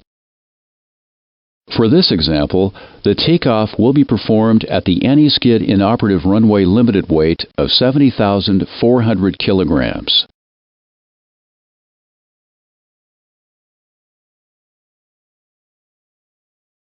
The first step is to obtain the normal dry runway takeoff speeds for the planned takeoff weight. These speeds can come from the Performance in-flight section of the Quick Reference Handbook or from the FMC. The normal V1 speed from the QRH or FMC would be further reduced by the V1 adjustment presented in the anti-skid inoperative V1 decrement table. Enter the table with the field length available.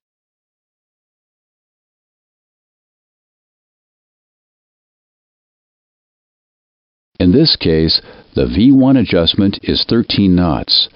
This would be subtracted from the normal dry runway V1 speed.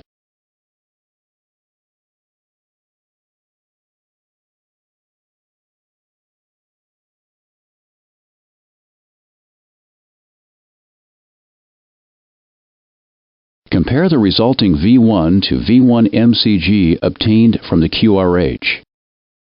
In this case, there is not a problem because the anti-skid inoperative V1 is greater than the V1 MCG. If the resulting anti-skid inoperative V1 speed had been below V1 MCG, takeoff is still permitted with V1 set equal to V1 MCG, provided that the dry runway accelerate stop distance corrected for wind and slope exceeds the value listed in the QRH. Finally, the anti-skid inoperative V1 would be entered into the FMC. Detailed analysis for the specific case from the airplane flight manual may yield a less restrictive penalty. The lower anti-skid inoperative limited weight and V1 speed will result in the same takeoff distance as the normal dry runway weight. The anti-skid inoperative performance is based on the normal 35-foot screen height for the continued acceleration following an engine failure. The anti-skid inoperative performance does not take credit for reverse thrust. Anti-skid inoperative performance is allowed on a dry runway only. The use of assumed temperature is not allowed when an anti-skid is inoperative. The use of D-rate is allowed with an anti-skid inoperative. In fact, D-rate could result in an increase in allowable takeoff weight if the airplane is limited by V1 MCG. As presented in earlier modules, the wet runway and wet skid resistant runway takeoff data takes credit for reverse thrust on one engine. The slippery and contaminated runway data also take credit for reverse thrust on one engine.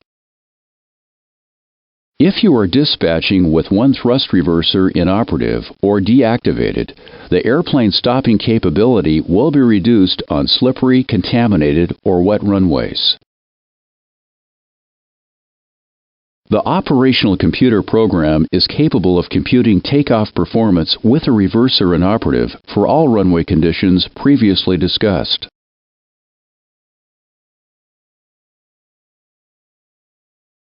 The QRH provides weight adjustments for the case where a thrust reverser is inoperative on a wet or wet skid resistant runway. The QRH does not provide weight adjustments for the case where a thrust reverser is inoperative on a slippery or contaminated runway.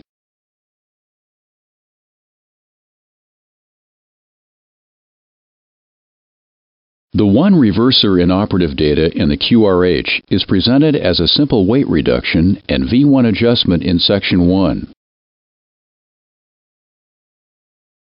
This simple weight reduction is taken from the wet or wet skid resistant runway limited weight as appropriate. The normal wet or wet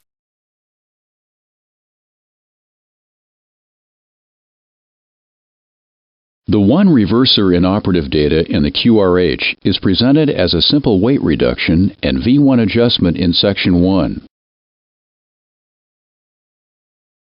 This simple weight reduction is taken from the wet or wet skid resistant runway limited weight as appropriate.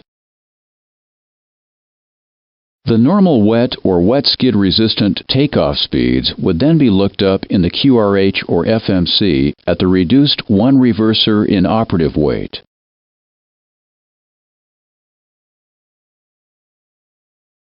The normal wet or wet skid resistant V1 speed from the QRH or FMC would be further reduced by the V1 adjustment presented in the QRH text. Because V1 has been reduced, the chance of being limited by V1 MCG is increased. If the resulting one reverser inoperative V1 speed is less than V1 MCG, takeoff is still permitted with V1, set equal to V1 MCG, provided that the wet runway accelerate stop distance corrected for wind and slope exceeds the value listed in the QRH. Detailed analysis for the specific case from the operational computer program may result in a less restrictive penalty.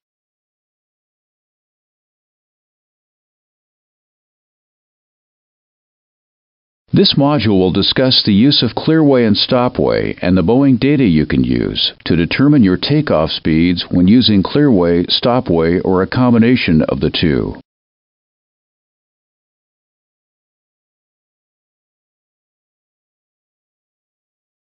Clearway is defined as an area beyond the liftoff end of the runway that is at least 500 feet wide.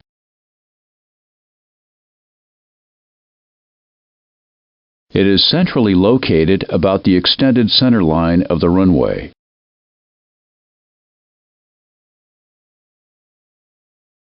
It is controlled by the airport authority.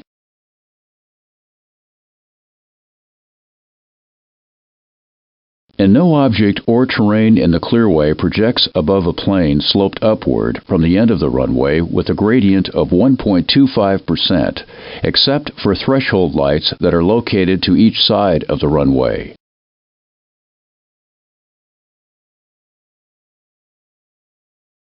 For a dry runway, regulations allow the point at which the airplane reaches 35 feet altitude to be moved from the end of the runway into the clearway. The maximum takeoff weight of an airplane may be increased by increasing the takeoff distance available when calculating engine out, accelerate go, and all engine field length limited weights. Regulations do restrict the amount of clearway that may be used. The limit on clearway is defined in terms of the flare distance of the airplane.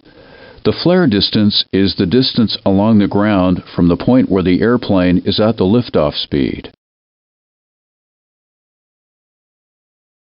to the point where the airplane is 35 feet above the runway.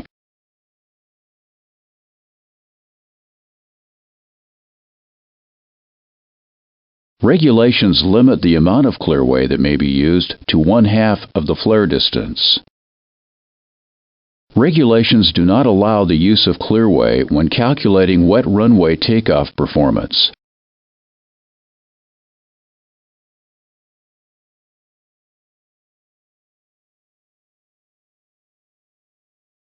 Stopway is an area beyond the liftoff end of the runway. That is at least as wide as the runway. It is centrally located about the extended center line of the runway.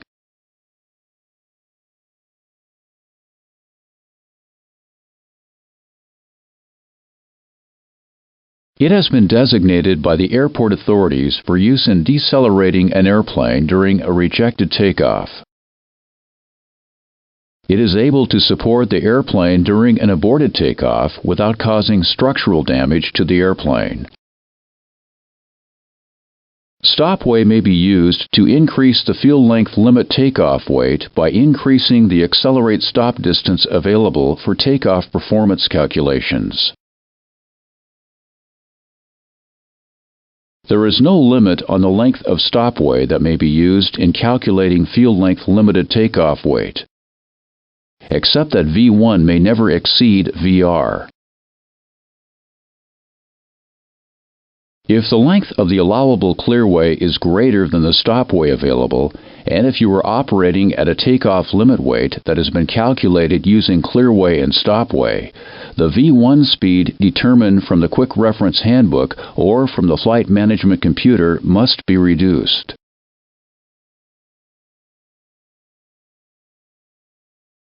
The field length limited takeoff weight has been increased by taking advantage of the allowable clearway.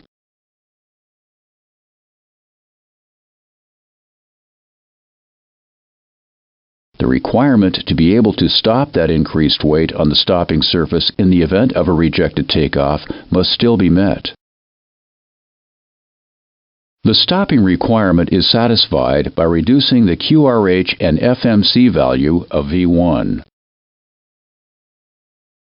If you are operating at a takeoff limit weight that has been calculated using clearway and stopway, and if the allowable clearway is less than the stopway available, the V1 speed must be increased above the Quick Reference Handbook and FMC V1.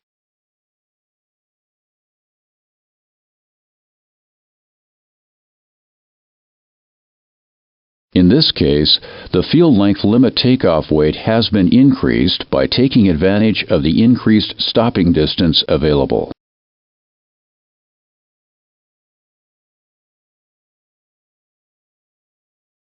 Now, to ensure that the airplane can complete the takeoff in the takeoff distance available following an engine failure, the V1 speed must be increased. If you are operating at a performance-limited takeoff weight that has been calculated using any combination of clearway and stopway, and your takeoff speeds have been determined using the Quick Reference Handbook or Flight Management Computer information, you must adjust your V1 speed using information provided in the Performance In-Flight section of your QRH. Information is provided in two parts: V1 adjustments and maximum allowable clearway. V1 adjustment information is presented in terms of clearway minus stopway. The actual condition of the runway you intend to use, and in terms of the normal dry or wet runway V1. The maximum length of clearway that you may use is listed in the maximum allowable clearway table. Note that no V1 adjustments are shown for positive values of clearway minus stopway and wet runway, because use of clearway on a wet runway is not permitted. Suppose you are determining takeoff speeds for a dry runway that is 2,000 meters long, with 200 meters of clearway and 300 meters of stopway. You have determined that your performance-limited takeoff weight is 67,300 kilograms, and your speeds for that weight from the QRH are V1 is 137 knots, VR is 138 knots, and V2 is 143 knots. Let's determine the V1 speed adjustment required. First, determine the maximum amount of clearway you are allowed to use. In this case, with 2,000 meters of runway, you can use 120 meters of the 200 meters of clearway available at your airport. Next, enter the speed adjustments table with clearway minus stopway, and find the condition of the runway you intend to use.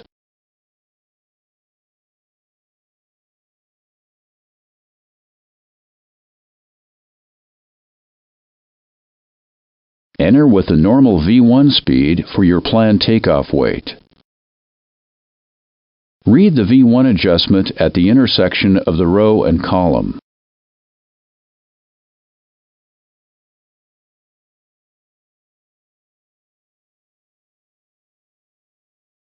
Add the V1 adjustment to the V1 that you previously determined from the standard takeoff speeds table for your takeoff weight and airport conditions.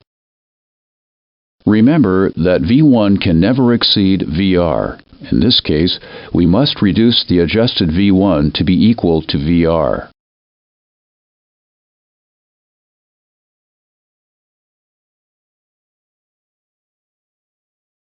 The new V1 speed is 138 knots. Therefore, your speeds are 138 knots, 138 knots, and 143 knots.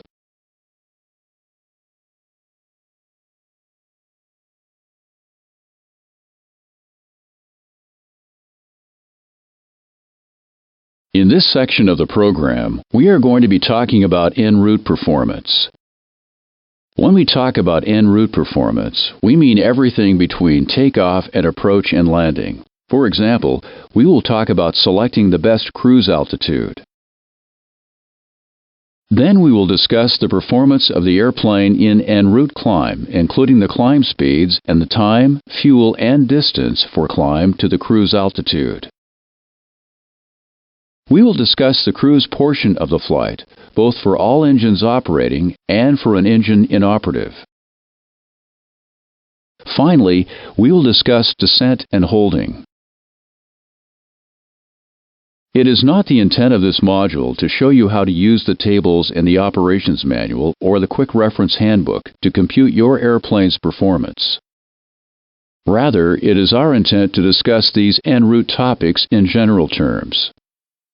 Where relevant, we are also going to show you how the airplane's onboard computer can help you obtain the flight data you need. On a modern-day high-tech airplane, the crew workload is reduced and operating efficiency is enhanced by the Flight Management Computer, FMC.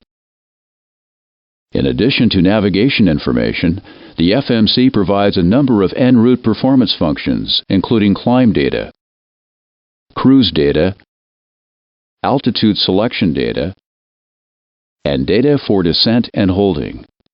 We are going to show you the relevant FMC displays as we discuss each en route phase of flight.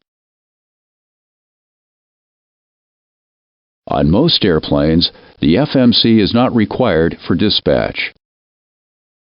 However, if the airplane is dispatched with the FMC inoperative or the FMC performance functions are lost during flight, the pilot can revert to using the performance data in the Performance In-Flight section of the Quick Reference Handbook, QRH.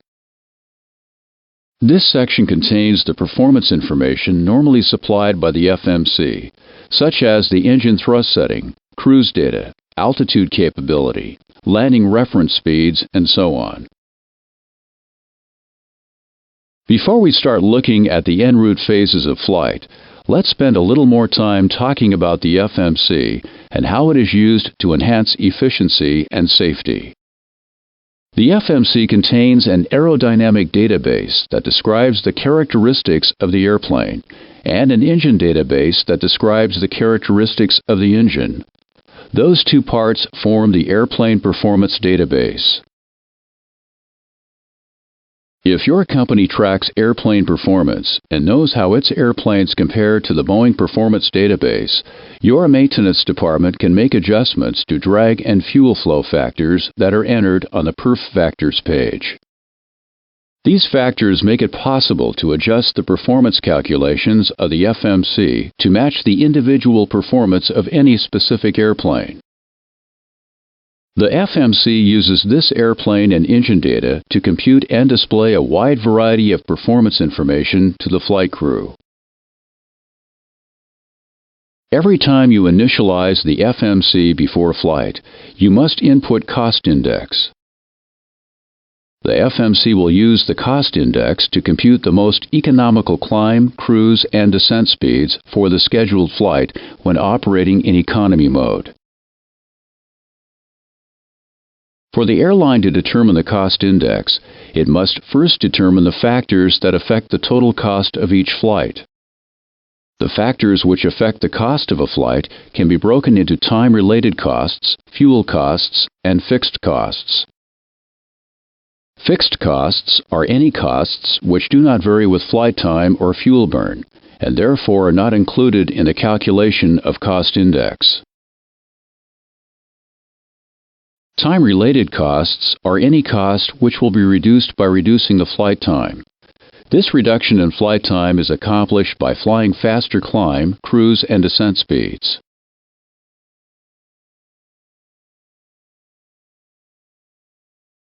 Simply put, the faster you fly, the lower the time-related costs. Part of the maintenance cost is time-related. For some airlines, flight crew and cabin crew costs are also time-related. Fuel costs are also dependent on the chosen flight speed in this manner. There is an optimum speed that can be flown which will minimize the trip fuel and therefore minimize the fuel cost for that flight. This speed is determined by the aerodynamic and engine characteristics of the airplane. The total cost is the cost of fuel plus the cost of time. The goal for an airplane is to minimize the total cost of the flight. The speed which results in the lowest total cost is the most economical speed for the flight. This speed is called econ speed. Cost index is simply the parameter entered into the FMC, so it can calculate the econ speeds for climb, cruise, and descent. If your airline has low time-related cost or high fuel costs, a low cost index is used. This will result in a slower econ speed. If the time-related costs are high or fuel costs very low, a high-cost index would be used. This will result in a faster econ speed. Only your airline can gather the information necessary to determine the best cost index for your operation. Typically, cost index is supplied as part of the dispatch papers or is set by company policy. Let's move on to discuss altitude selection.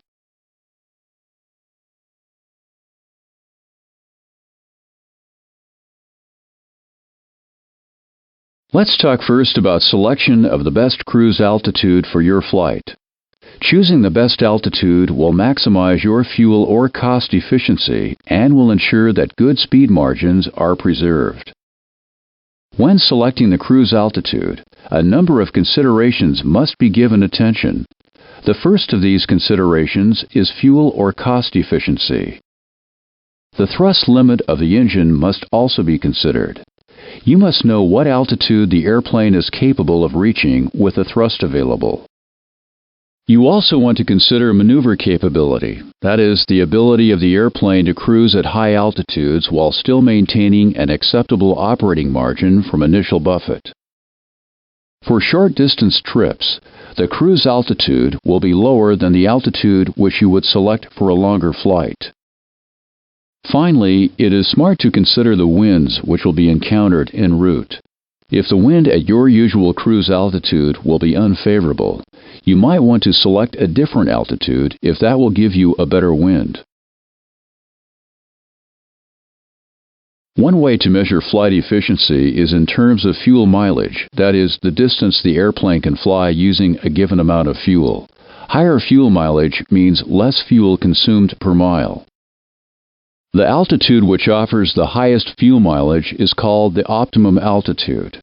Maximum fuel mileage would of course mean minimum trip fuel. The optimum altitude varies with the airplane's weight. A lighter weight yields a higher optimum altitude. At the beginning of cruise, when the airplane is heavier, the optimum altitude will be lower. As the flight progresses and the airplane weight decreases, the optimum altitude gradually increases. Of course, you cannot usually fly on a climbing path like this. So far, we have defined optimum altitude in terms of cruise fuel mileage, but when considering cost, as we have already defined it in our discussion of cost index, we see a relationship of cost and altitude like this. There's an altitude then for minimum cost, and this altitude will be different from the altitude for maximum fuel mileage. When selecting the econ speed for cruise, the FMC optimum altitude will be the altitude for minimum cost.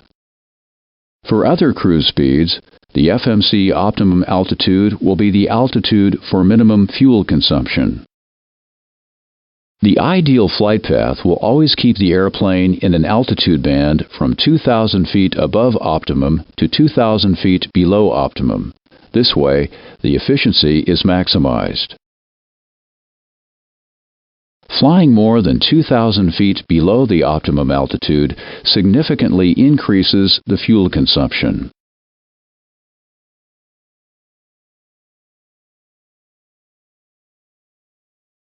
Up to this point, we have been talking about flight at or near to the optimum altitude.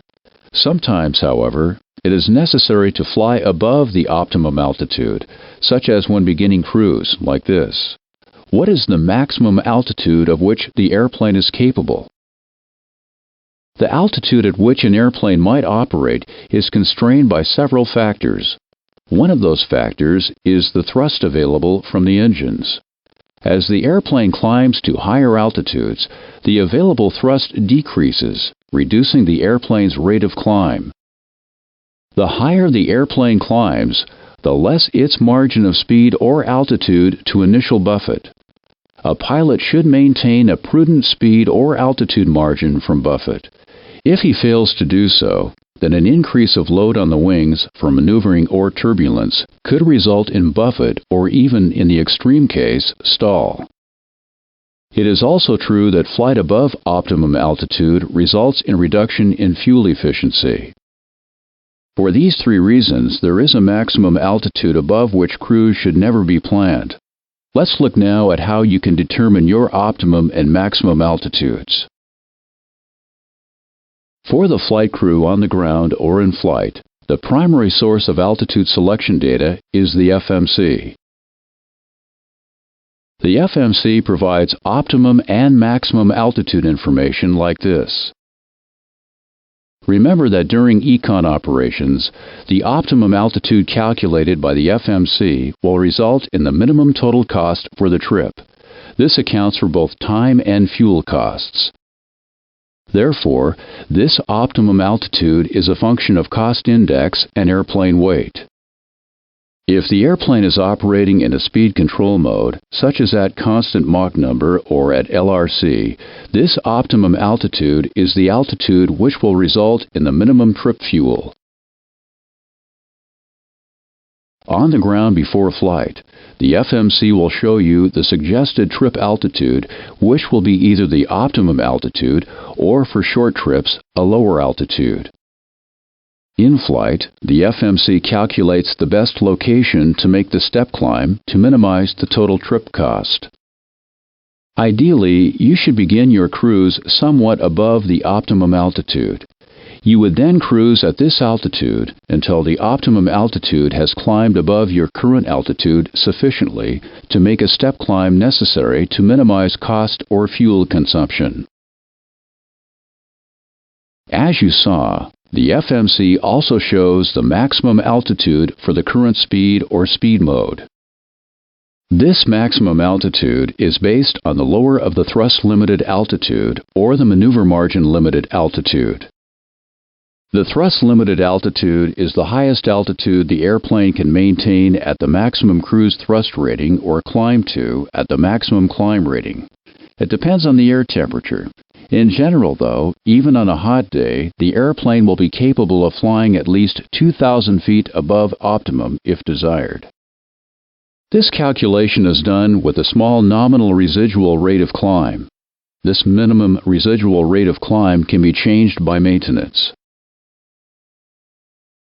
As stated above, the other limitation checked during the maximum altitude calculation is the maneuver margin to initial buffet. In this discussion, we will talk about maneuver margin. We mean the number of Gs the airplane could experience before entering buffet. A 1.2 G margin means initial buffet would be expected upon reaching a steady 34-degree bank. The default for airline-selected minimum G margin is 1.3 Gs, but this value can be reset by maintenance. The FMC will accept G margins 1.2 to 1.6 Gs for airplanes operated under FAA regulations. For airplanes operating under CAA or JAR rules, the lowest selectable G margin is 1.3 Gs. When the FMC is inoperative, the pilot may refer to the QRH for altitude selection information. Next, let's talk en route climb.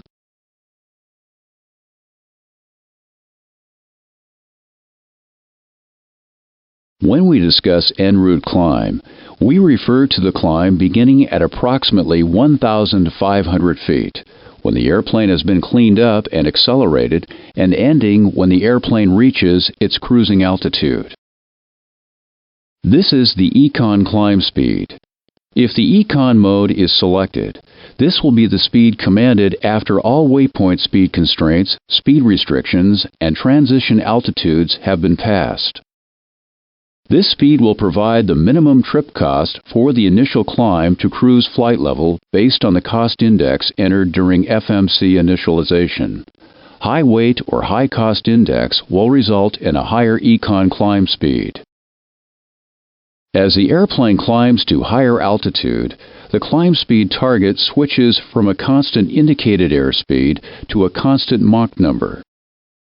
The FMC uses the initial econ cruise Mach number for the final part of climb. This eliminates the need for acceleration or deceleration upon transition from climb to cruise.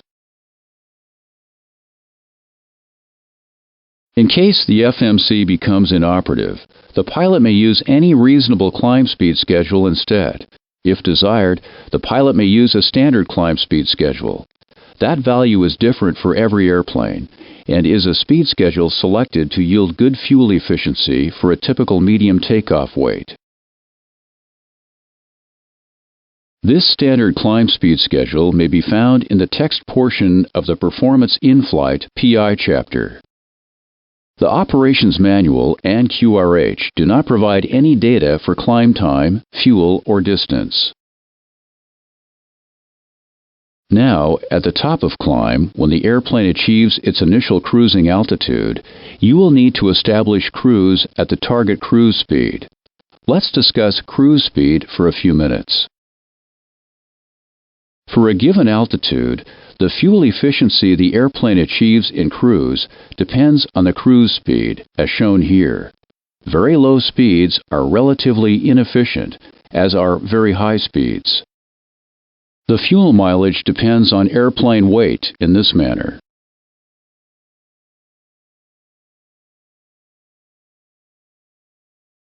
The speed at which the airplane achieves the highest fuel mileage possible is called the maximum range cruise speed. Therefore, maximum range cruise speed is not a constant value. It varies with weight. Now let's define another speed called long-range cruise. We will begin with the maximum range cruise speed, which we have already defined. If we look to the scale on the left, we see the fuel mileage at the maximum range cruise speed. Then drop down in fuel mileage by just 1%. Then come back to the right. And finally, you will see that we have defined a new speed, called long-range cruise speed. This speed is typically 10 to 25 knots faster than MRC, with only a 1% loss of fuel mileage. And of course, LRC is also a function of the airplane's weight.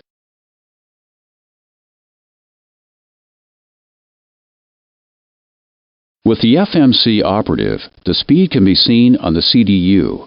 Econ speed is the default, but the pilot may select LRC, or he may manually enter any other speed he desires. This Econ cruise speed is a function of cost index, gross weight, altitude, and the actual winds. This speed will change during the flight as fuel burns, the wind changes, or a different altitude is selected. Econ Cruise Mach can vary from a low of MRC at a cost index of 0 to the VNAV limit speed, or a cruise thrust limit speed at a high cost index. How about other cruise speeds available through the FMC? The FMC allows the pilot to manually select LRC if desired.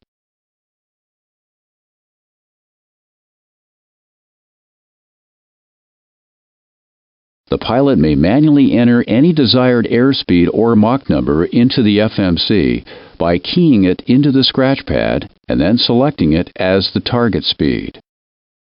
Increasing the Mach number above LRC will significantly increase trip fuel required. In the event the FMC becomes inoperative, the pilot can get the necessary cruise data, thrust setting, Mach number, airspeed, and fuel flow from Chapter PI in the QRH. However, the data is provided only for LRC.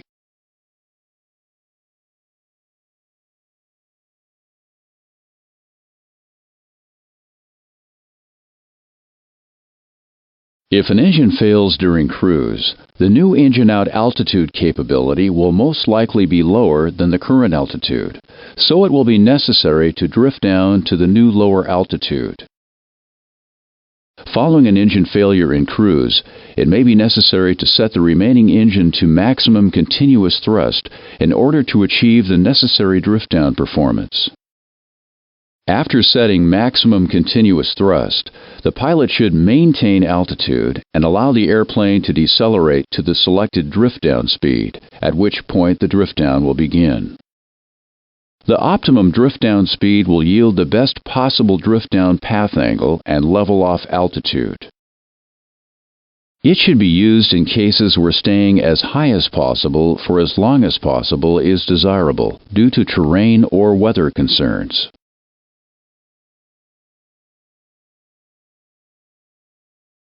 But the optimum drift-down speed is relatively slow. If terrain or weather are not a factor, you may choose to drift down at a faster speed. That will result in a slightly steeper descent path and a lower level-off altitude. Maintaining the drift-down speed during the descent, the airplane will gradually lose altitude until reaching a new altitude, at which the thrust of the remaining engine is adequate to maintain level flight. The actual descent path of the airplane is referred to as the gross drift-down flight path.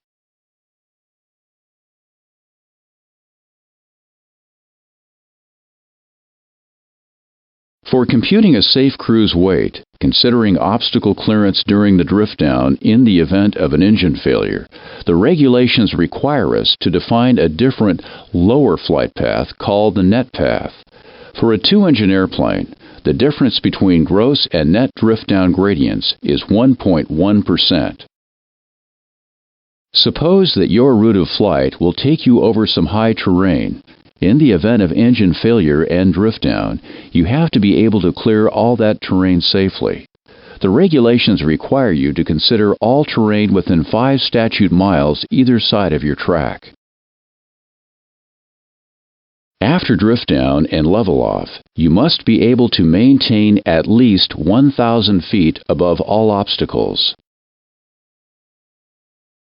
During the drift down, you must be able to clear all obstacles by at least 2,000 feet. And finally, when approaching the airport where you intend to land, you must be able to maintain level flight at least 1,500 feet above the airport. If an engine failure occurs in flight, the engine out cruise page may be selected. On some airplanes, this page is advisory only and cannot be executed. This page displays one engine inoperative maximum altitude as well as the optimum engine inoperative speed to be flown for drift down. If terrain clearance is a potential problem, this engine out drift down speed will be flown. The dispatch requirements for terrain clearance are based on this speed. If an engine failure has been preceded by an FMC failure, the pilot can get the same data from pages in the Performance In-Flight section of the Quick Reference Handbook.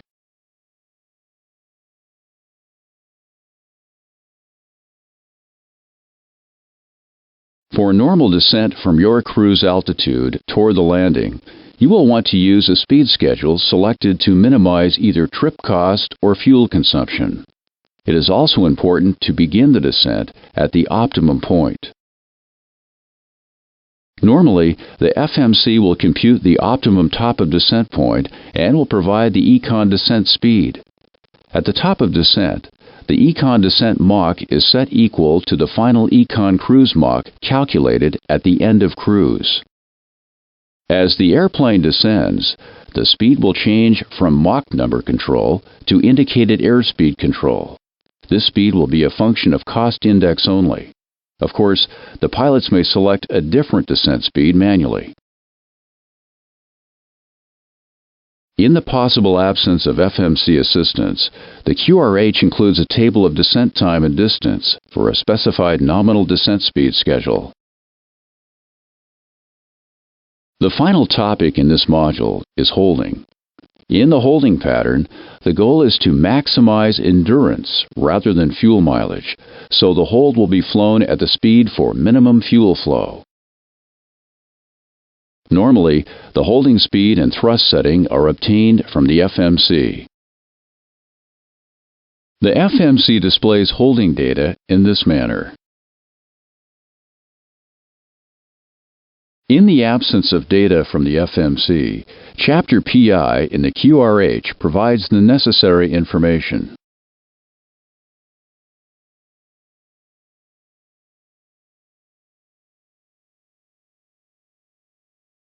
In this module, we will be discussing landing performance. The discussion will include a definition of landing performance requirements, quick turnaround considerations, and advisory landing distance information.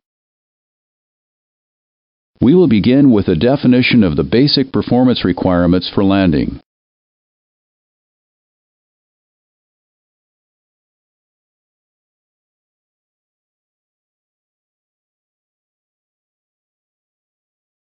We will now discuss the requirements which govern landing performance.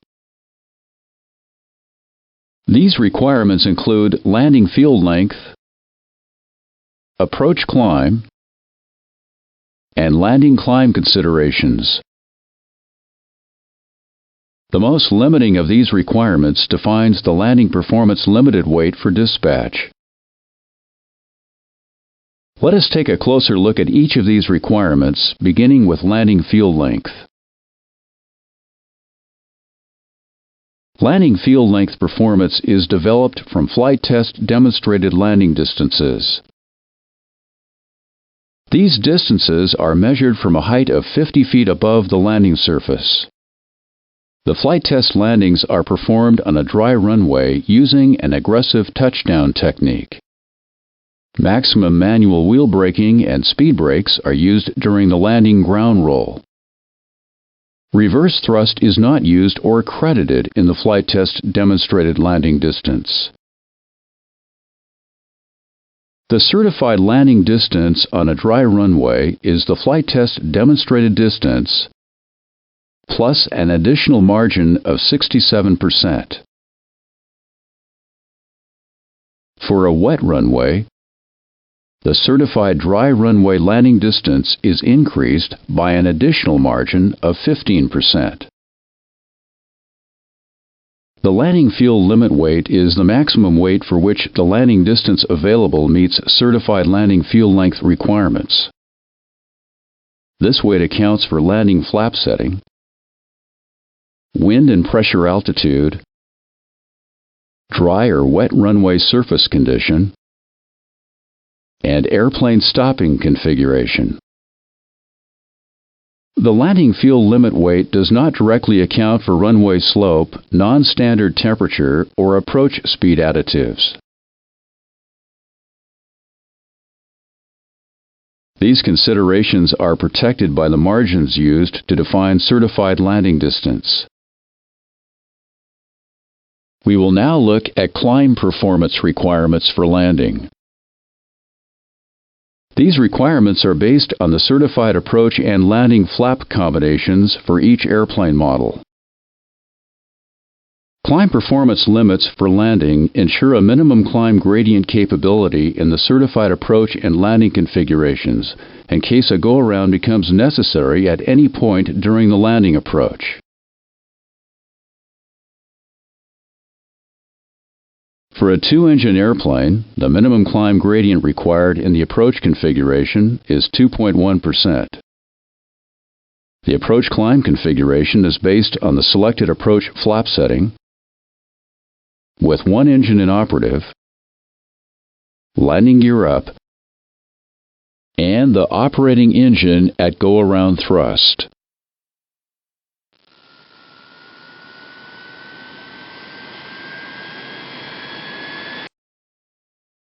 The approach climb capability is calculated at a speed not greater than 1.4 times the stall speed for the selected approach flap.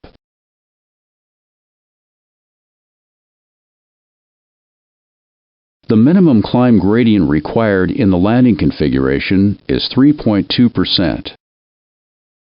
The landing climb configuration is based on the selected landing flap setting, with all engines operating and landing gear down. The speed used for landing climb calculations may not exceed the certified landing reference speed for the selected landing flap setting. The certified landing reference speed must be at least 23% greater than the associated stall speed.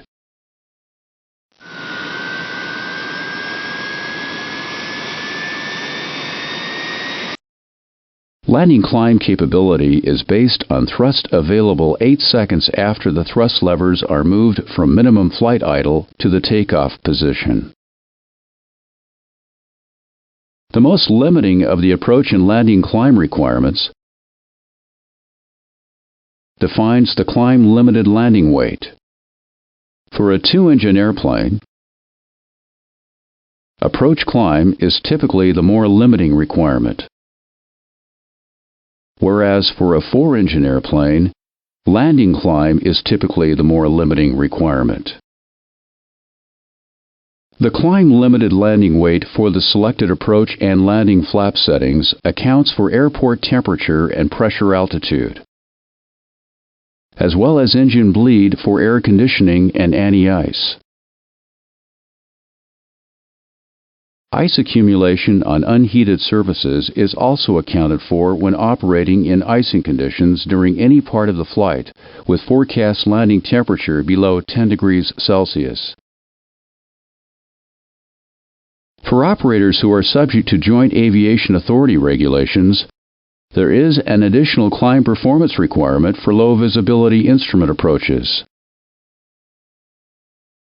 The JAA minimum gradient requirement in the go-around configuration is the greater of 2.5%, or the published gradient for the specific airport, based on 1-engine inoperative and landing gear up. This requirement only applies to low visibility instrument approaches with a decision height of less than 200 feet.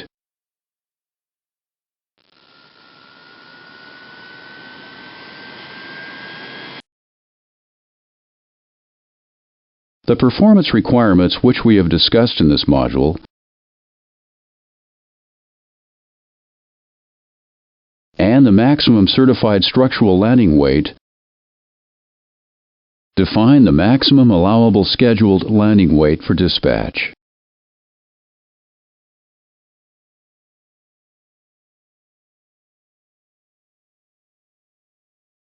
Landing performance information can be found in 2 separate sections of the Operations Manual. The Performance Dispatch section of Volume 1 provides landing performance information for dispatch in tabular format. The Performance In-Flight section of the Quick Reference Handbook provides advisory landing performance information for flight crew reference. This information will be discussed further in the Advisory Landing Distance module.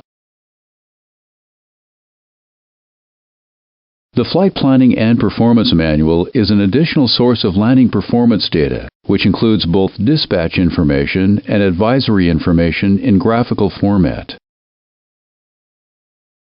The Flight Planning and Performance Manual includes landing performance information for some conditions and airplane configurations which are not available in the Operations Manual.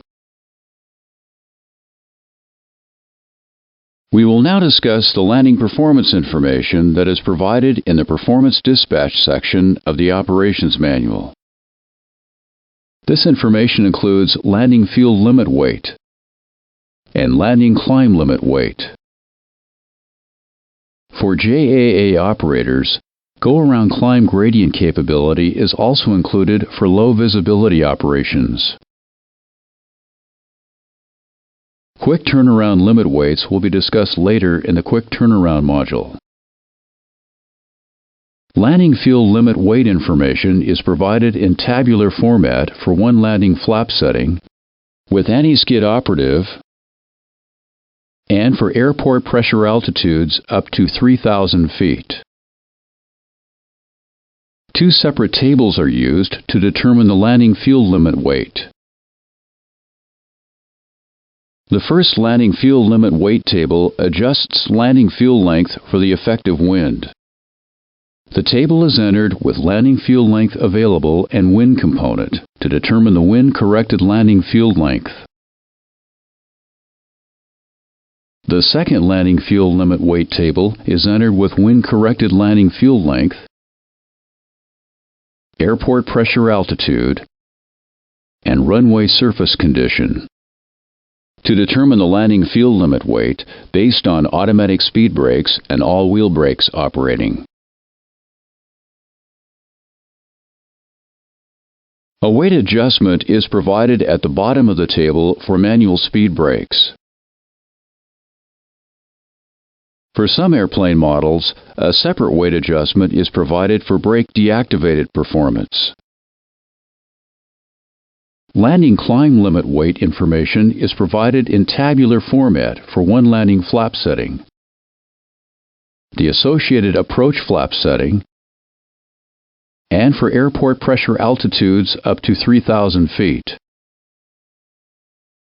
When a common approach flap setting defines the most limiting condition for the climb limit weight, multiple landing flap settings may be included in a single table.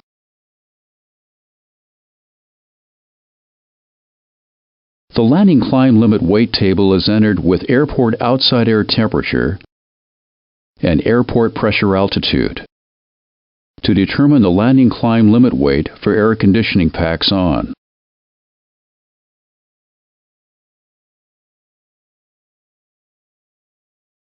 Weight adjustments are provided at the bottom of the table for air conditioning packs off, anti-ice on, and ice accumulation on unheated surfaces. For JAA operators only, climb gradient capability in the go-around configuration is also included in the Performance Dispatch section of the Operations Manual. This group of tables can be used to evaluate JAA minimum gradient requirements for low visibility operations. The first table is used to determine reference climb gradient based on airport outside air temperature and pressure altitude up to 3,000 feet.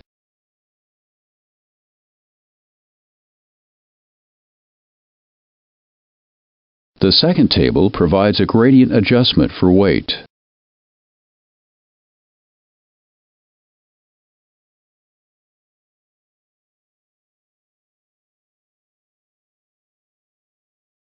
And the third table provides a gradient adjustment for speed based on the weight-adjusted gradient from the first and second tables.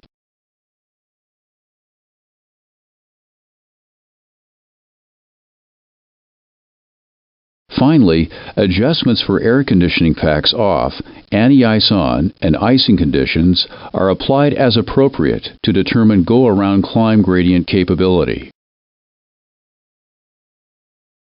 The Flight Planning and Performance Manual includes additional landing performance information for dispatch, which is not available in the Operations Manual.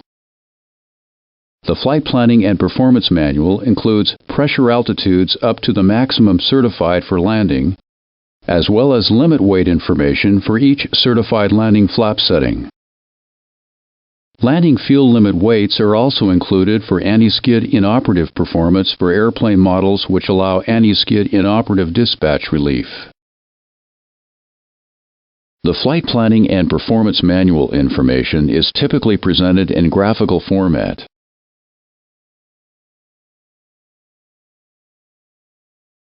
It may be necessary to refer to this information for airplane configurations and environmental conditions which are not available in the Operations Manual.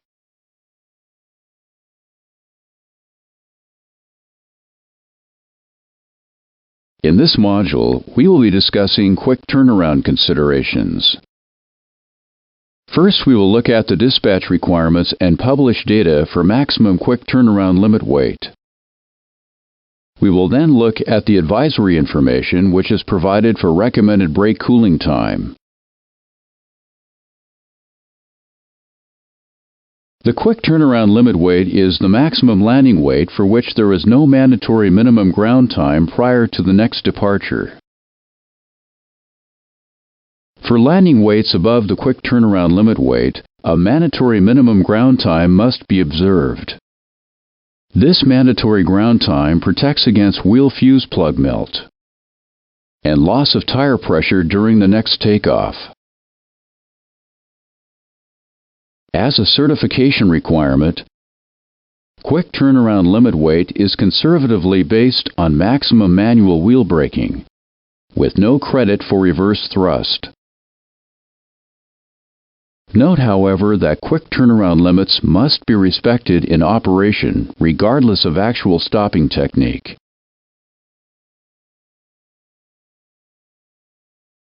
Quick turnaround limit weight information can be found in the Performance Dispatch section of the Operations Manual for one landing flap setting and for airport pressure altitudes up to 3,000 feet. The Flight Planning and Performance Manual provides information for all certified landing flap settings and airport pressure altitudes.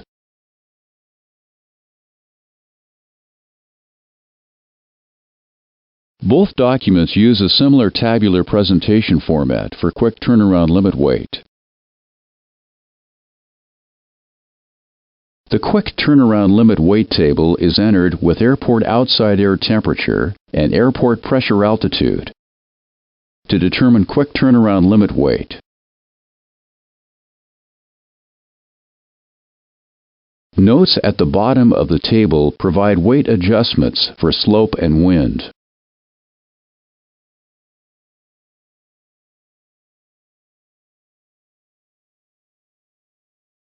The required ground time, which varies by airplane model, is also noted at the bottom of the table for cases when the quick turnaround limit weight is exceeded.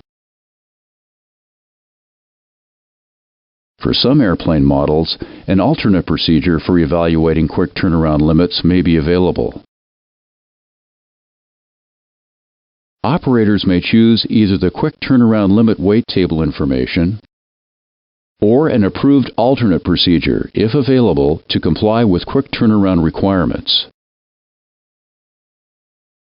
Advisory brake cooling information is provided in the Performance In-Flight section of the Quick Reference Handbook and in the Flight Planning and Performance Manual. This advisory information is intended to assist operators in avoiding brake problems that could result from repeated landings at short time intervals or a rejected takeoff. The first QRH brake cooling schedule table is entered with brakes on speed, airplane gross weight, airport pressure altitude up to 4,000 feet, and outside air temperature, to determine reference brake energy per brake based on a single stop with all brakes operating.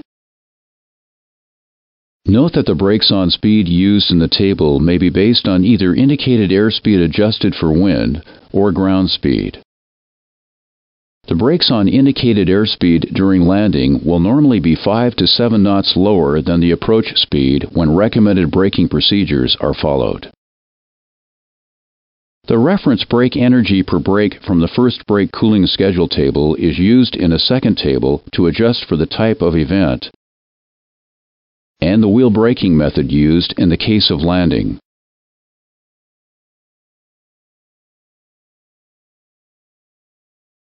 A separate brake energy adjustment table is used when considering the effect of reverse thrust.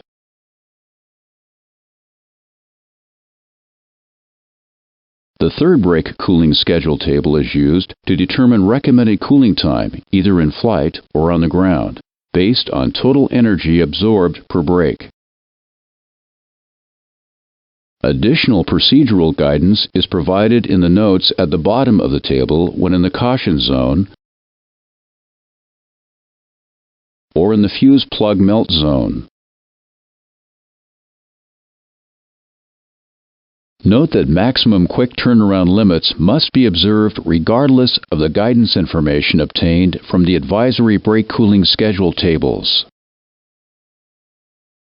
It is important to understand the differences between the published quick turnaround limit weight and recommended brake cooling schedule tables so that they are used correctly in operation. The quick turnaround limit weight is a regulatory requirement which may result in operational dispatch restrictions, whereas the recommended brake cooling schedule is advisory information which provides additional brake cooling guidance to the flight crew. The quick turnaround limit weight restriction only guarantees that fuse plugs will not melt during the next takeoff. The recommended brake cooling schedule provides additional brake energy protection if it becomes necessary to reject the takeoff. Finally, the recommended brake cooling schedule provides the only means of evaluating brake cooling requirements following repeated landings at short time intervals, or a rejected takeoff.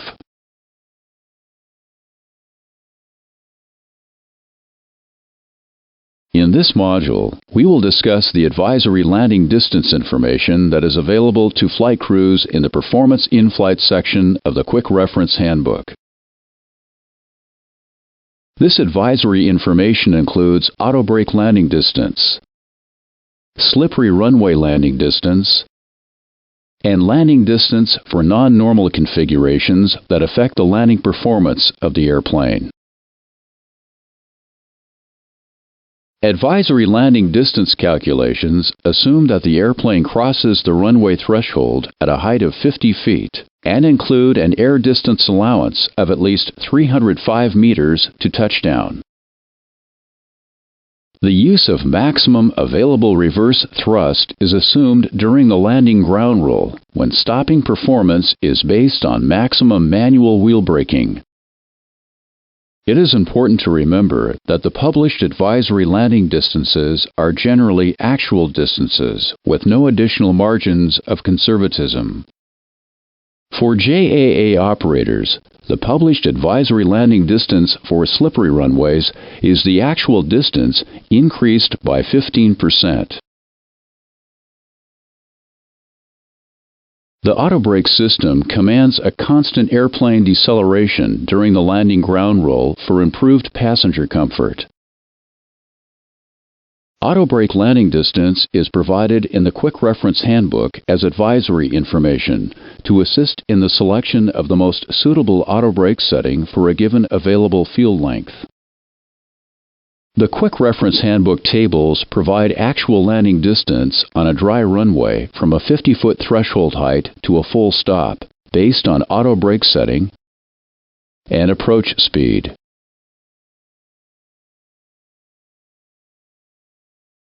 These distances are valid with or without reverse thrust and for all landing flap settings. A second table provides auto brake landing distance adjustments for altitude, wind, and temperature deviation from standard day.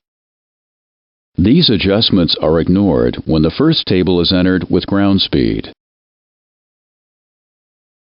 When autoland is used in conjunction with auto brakes, touchdown should be assumed to occur 760 meters from the runway threshold. The increased air distance allowance can be accounted for by adjusting the advisory landing distance read from the QRH auto brake landing distance tables. Landing distance on slippery and contaminated runways is affected by the reduced friction between the airplane's tires and the runway surface. This reduced friction results in degraded wheel braking effectiveness and longer landing distances when using manual braking or when using auto brakes. Slippery runway landing distance is included in the Quick Reference Handbook as advisory information to assist flight crews in evaluating the expected performance of the airplane when landing on slippery runways. The QRH information is provided for one landing flap setting and for pilot-reported braking actions of good, medium, and poor. The first slippery runway landing distance table is entered with reported braking action and wheel braking configuration to determine reference landing distance required. A second table provides landing distance adjustments for weight, airport pressure altitude, wind, approach speed, runway slope, and available reverse thrust. These adjustments are added as necessary to the reference slippery runway landing distance read from the first table. It is important to remember that the auto brake system may not be capable of producing target decelerations on slippery runways due to the reduced wheel braking effectiveness. We will now discuss the non-normal configuration landing distance information that is provided in the Quick Reference Handbook. This advisory information can be used to determine actual landing distance requirements for non-normal configurations and system failures that affect the landing performance of the airplane. Separate Quick Reference Handbook tables are provided for dry runway surface conditions and for reported braking actions of good, medium, and poor. The appropriate table for the reported runway surface condition is entered with non-normal landing configuration. To determine reference landing distance required based on the recommended final approach speed and landing flap setting called out in the non-normal checklist. Landing distance adjustments for weight, altitude, wind, slope, and approach speed additives are also provided. Remember that the published non-normal configuration landing distances are actual distances and assume a maximum effort stop.